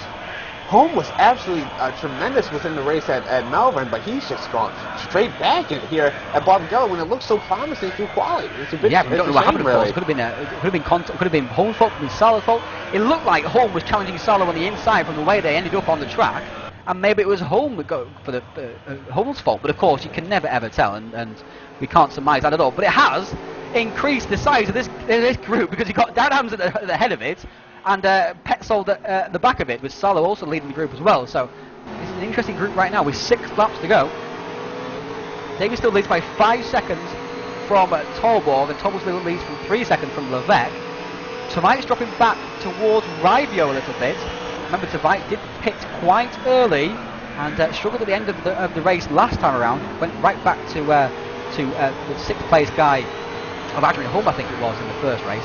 And Rivio is not being gained on by Rietveld. Brent is not gaining on Rietveld himself either. And this is the battle we're looking at now. Ayala is just ahead of us, ahead of Sarlo. 8th and 9th are Optimum, with 10th place is Core Racing, 11th, 12th is Ice Cold, with 13th Core Racing and 14th Ice Cold. So, I wonder if Holm can get back up to this group if they start battling. Yeah, and within this group, we've got Chris Hack that's in 12th. Now, Chris Hack, he's driving for Ice Cold Racing in Virtual V8, but he usually is a Core Racing staple driver. So maybe there's a little bit of rivalry for Darren Adams staying in 10th for Core Racing to stay in front of Chris Hack and show, hey, this Core Racing outfit's still the better outfit of the two. And whatever way you look at it at the moment, it looks like Sarlo has got the pace in this group, no doubt about that. He's pulled away from the group. Sarlo sorted out once again, and he's shown great pace throughout the whole of this event. It looks like he's heading towards another top 10 in the Virtual V8 Supercars Championship, Rasmus Sarlo.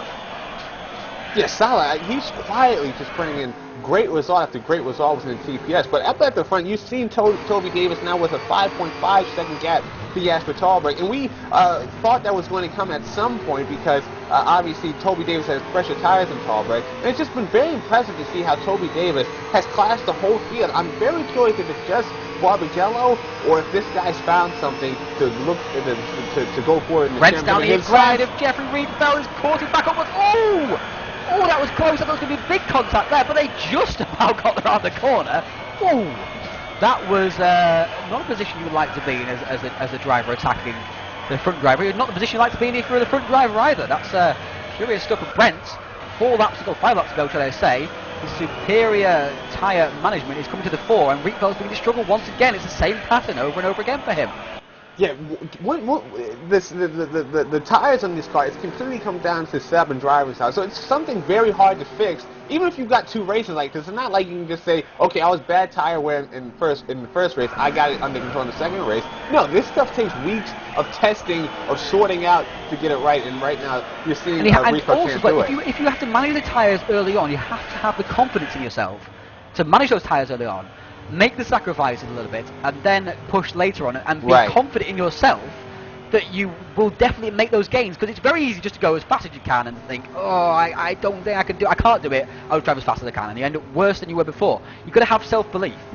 Yeah, 100% you have to have confidence in yourself as a driver to place that car where you need to place it. And here we're looking at Michael Muller here in 16th position. I just want to talk about those two guys. Compared to last race, they'll be disappointed. 16th and 19th. Last round, should I say. Yeah, last round, obviously Michael finished 6th. In race 1 here, we saw Muller down to 30th, I believe. So 16th at least better than 30th, but at the same time, they completely paled in comparison to what No Limit were able to do when they came in and surprised so much at Melbourne. But of course, last time around was a 200-kilometre race, and they are, usually No Limit are an endurance racing team. Oh, who was that? Was that one of the TH Orange cars? Just going a bit slowly there. Maybe just a small trick of the eye. It's Toby Davis who's leading this race. So he's a lap ahead of Gerda Pro. So I was about to say that No Limit are usually an endurance specialist team. So those...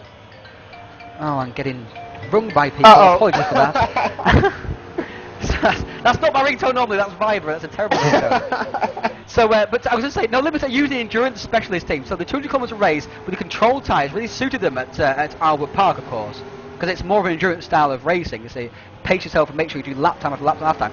This is sprint racing, and it's a very different animal. Yeah, at Melbourne, remember, that's one of the longest races we go to all season because it's 2 stops, not just 1. And here we're just dealing with a very short race where it's 1 stop, sprint format, sprint tires, and no limit. They definitely have to. I think a lot of it has to do with them coming off that control tire, going on to here the sprint tire. So hopefully, once these guys get a little more comfortable with the sprint tire, they can do what they did at Melbourne more often. So Petzol is still trying to get past Hack, and Strawn is still trying to get past Darren Adams. We are looking back over the game pod wing. He's not able to do it quite this time. I love the Ice Cold Racing logo over the power board on that Ford Falcon. I have to say, it looks beautiful. It's very hard to paint the Ford properly because you can get this thing looking like a whale pretty easily, but sorry, then carry on. But no, they've done a good job painting that car. It looks very good coming towards the camera. So penultimate lap. Final lap's about to be started for Toby Davis. I mean, Danny, did you predict this before the start of the race? It's been a superlative performance from Toby Davis. He's put to mockery the form guide. Absolutely not. Especially after the Toby Davis we saw kind of in Townsend on the Coquille Series. He had a podium, but the guy almost sounded dejected after the race. I was quite taken back by that. But Toby Davis comes out today. He sounds much more upbeat talking with him. And a tremendous drive from start to finish from Toby Davis here, the THR co-boss. Ryan, I completely did not see this coming, and it's absolutely great to see. It really is, and it just goes to show that the fighting spirit also in THR as well. They've really had to fight back, and although they've done so much winning, their confidence would have taken such a knock from what's been happening lately.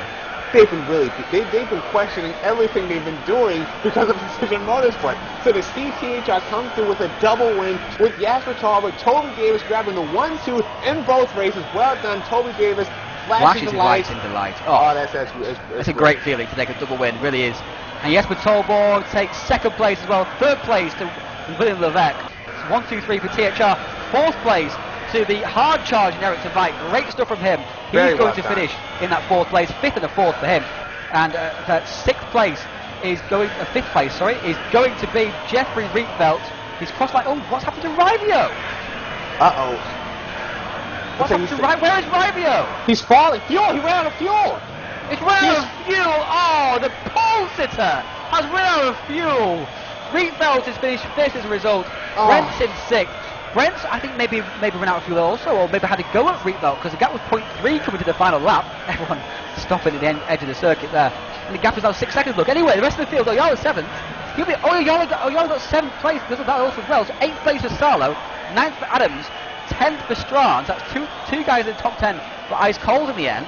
11th for Hack, 12th for Petzol, 13th for Junt, 14th place was Holm, 15th was Mueller, then Glatter, Rivio, Pereira and Gerdica, with McGregor finishing off that top 20. But those were 2 very intriguing races, Danny.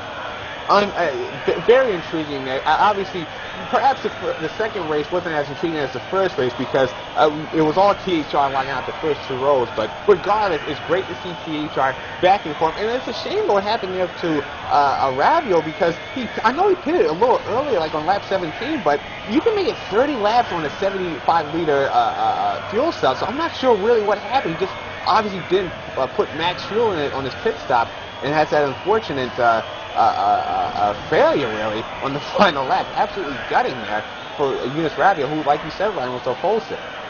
Indeed. So we're going to get some words from the drivers in just 3 or 4 minutes' time. Stick around, grab yourself a beer if necessary, and await the words from the triumphant THR machine, and also from plenty of the drivers around the track as well.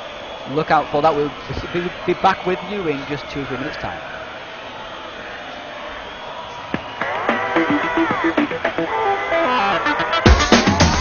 GamePod, the ultimate race rig for those serious about sim racing, puts you in the driver's seat with all the controls at your fingertips. Be number 1 on the road, in the race, in the game. GamePod, the choice of champions.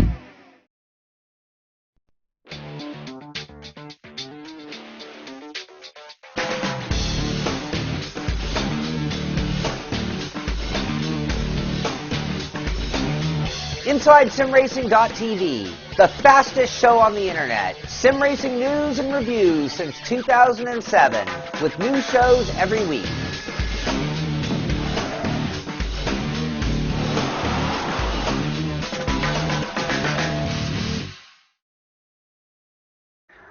And of course, coming up in the Touring Pro Series in just under a couple of weeks' time is this event.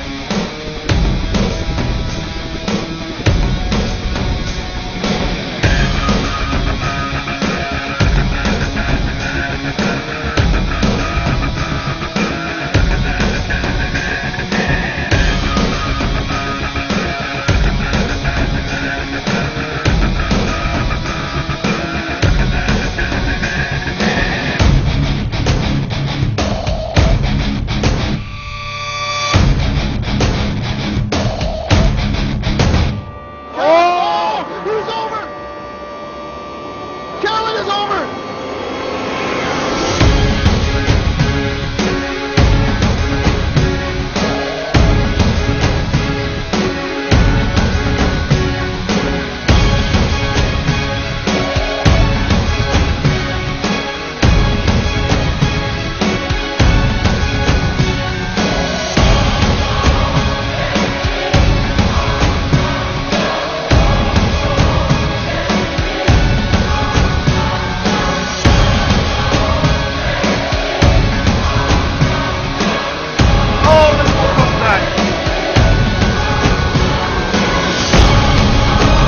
is over!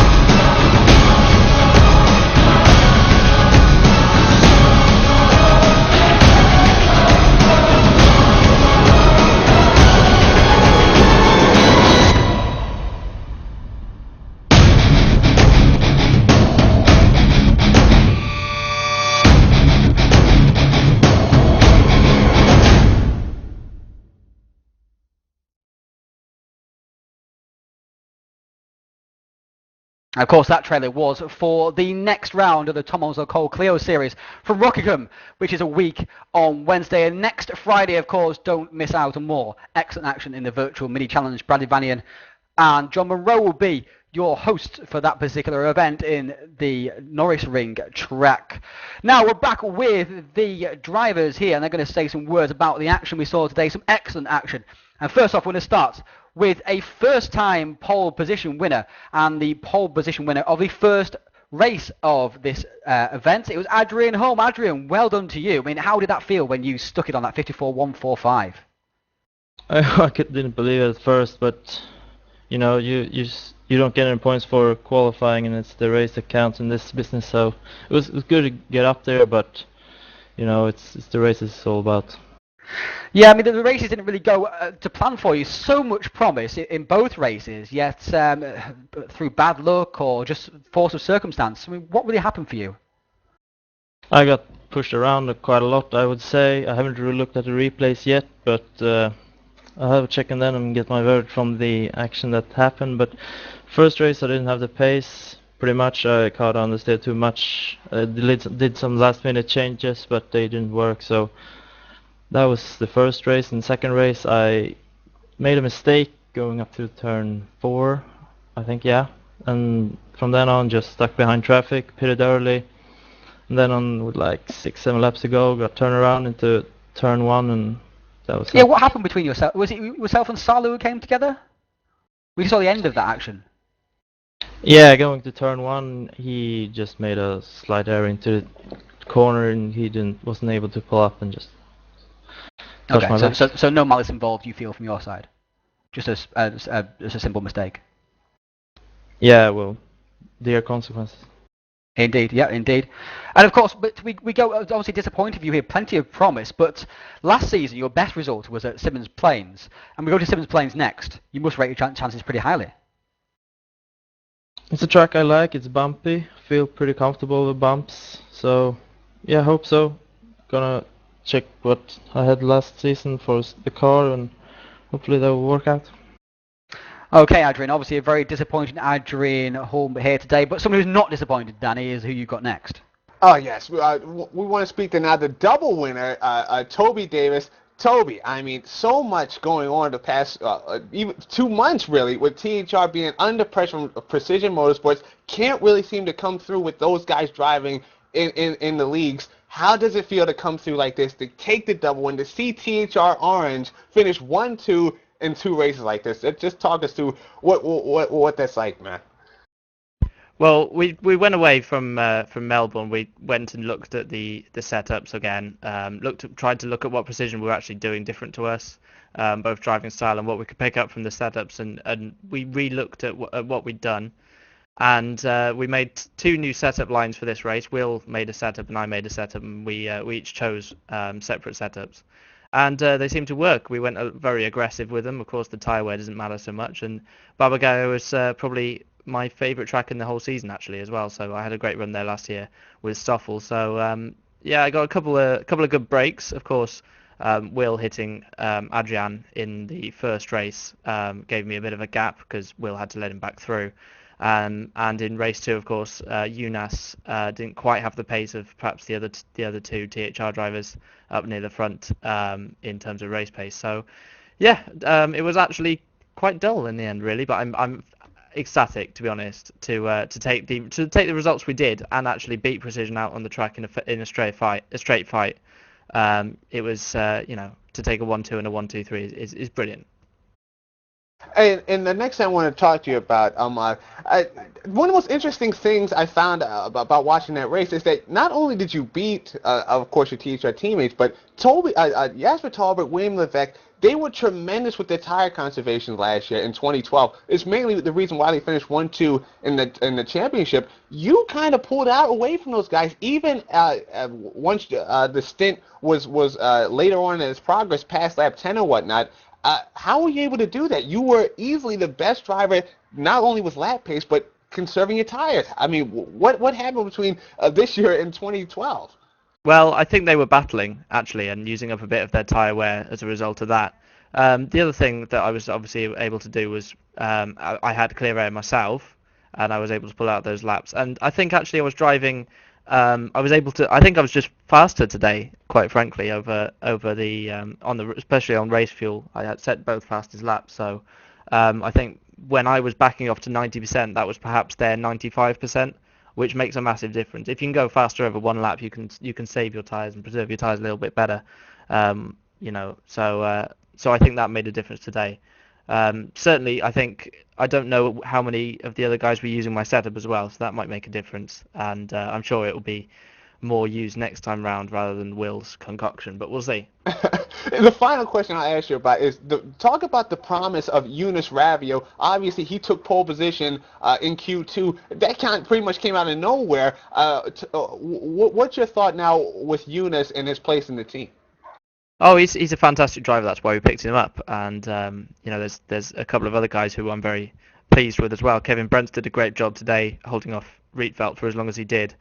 Obviously Mazejewski's come into the team. So we've acquired a few really top quality drivers actually in the past few weeks. And Ravio is certainly one of those who has the potential. Unfortunately, he ran out of fuel in the second race today, and I'll be having words with him about that actually, because he stopped on the racing line, which wasn't great. But I'll talk to him about that. But he did a great job taking pole position, and I actually want to apologise for turn 1 on lap 1. Actually, I think I possibly got in a little bit hot there, but we'll see. I haven't seen the replay or anything, so. Well, regardless, well done to you, Toby, for the double win. Thank you very much. Now I know Ryan wants to point this towards Eric Tveit. Eric, an excellent race for both races for yourself. I mean, apart from obviously being spun around on lap 1 in race 1, you fought back excellently. We were talking about how difficult it is at this track to overtake, but you seem to make it look easy.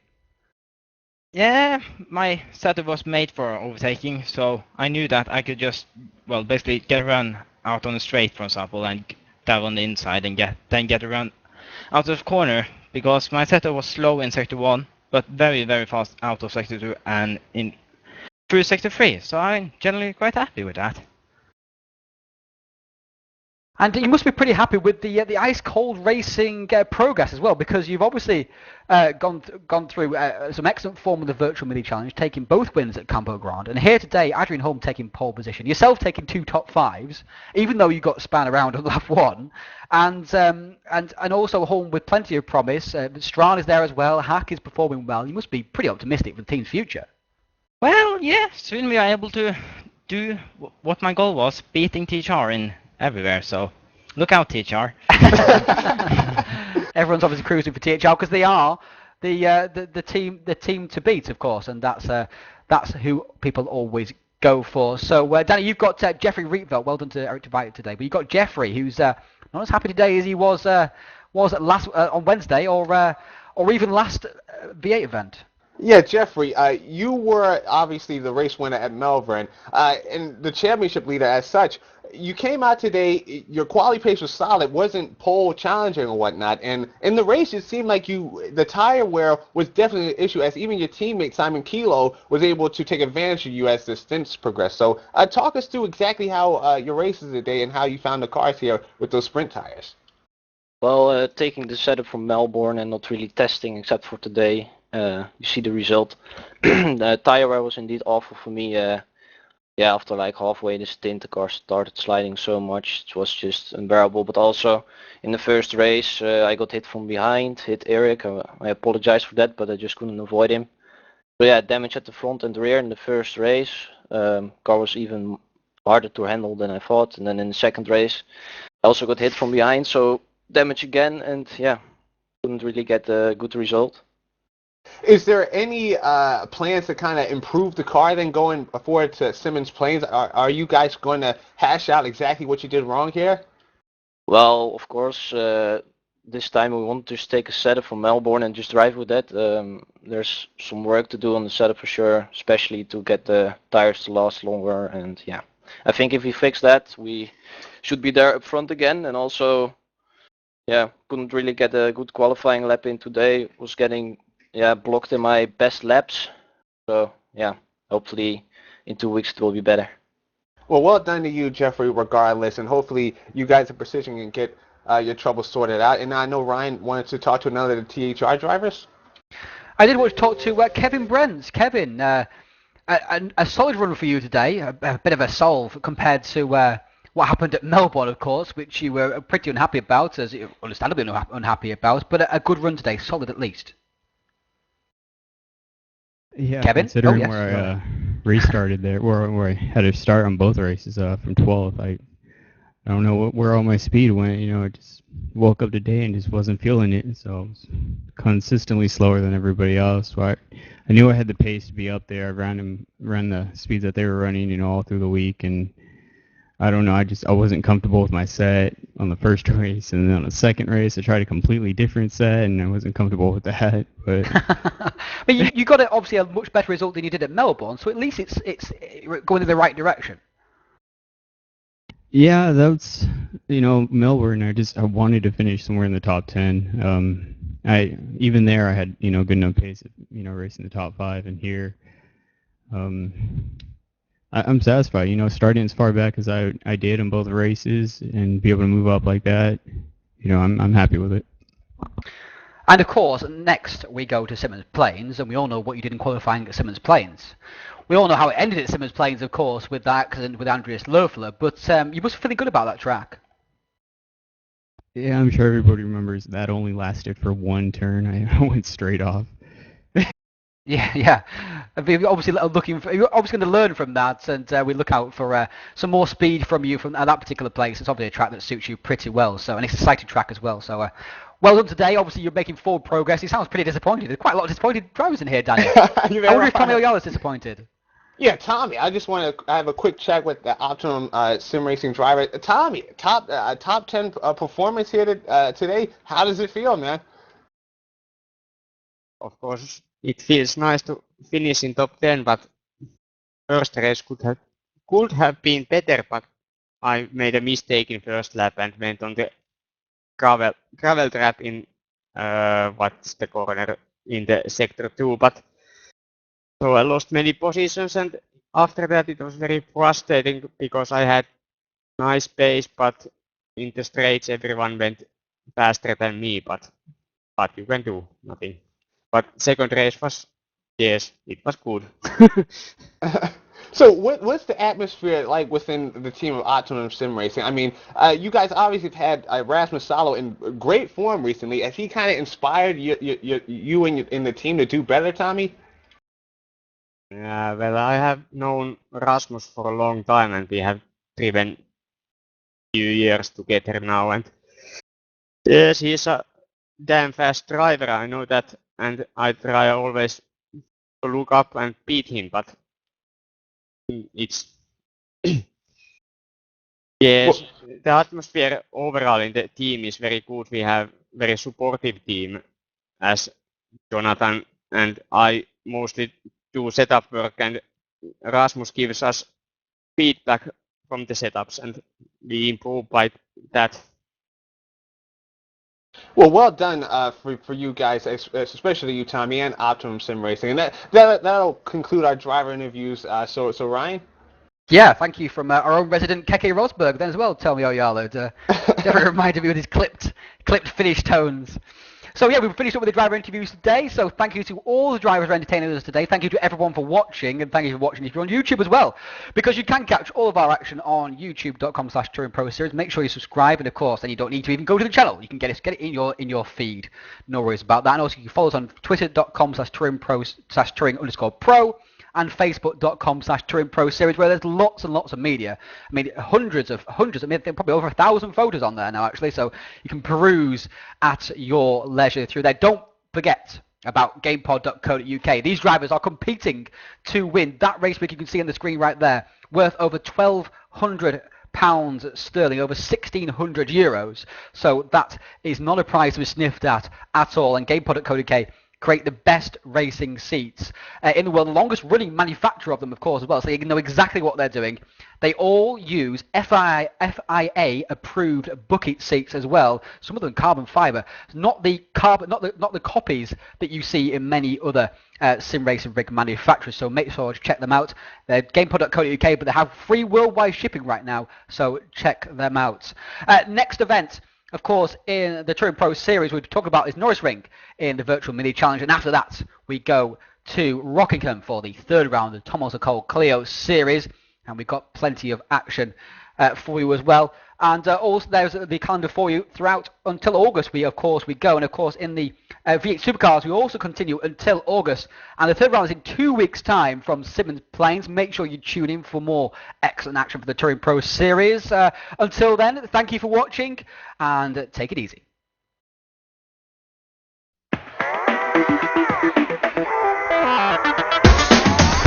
GamePod, the ultimate race rig for those serious about sim racing, puts you in the driver's seat with all the controls at your fingertips. Be number one on the road, in the race, in the game. GamePod, the choice of champions.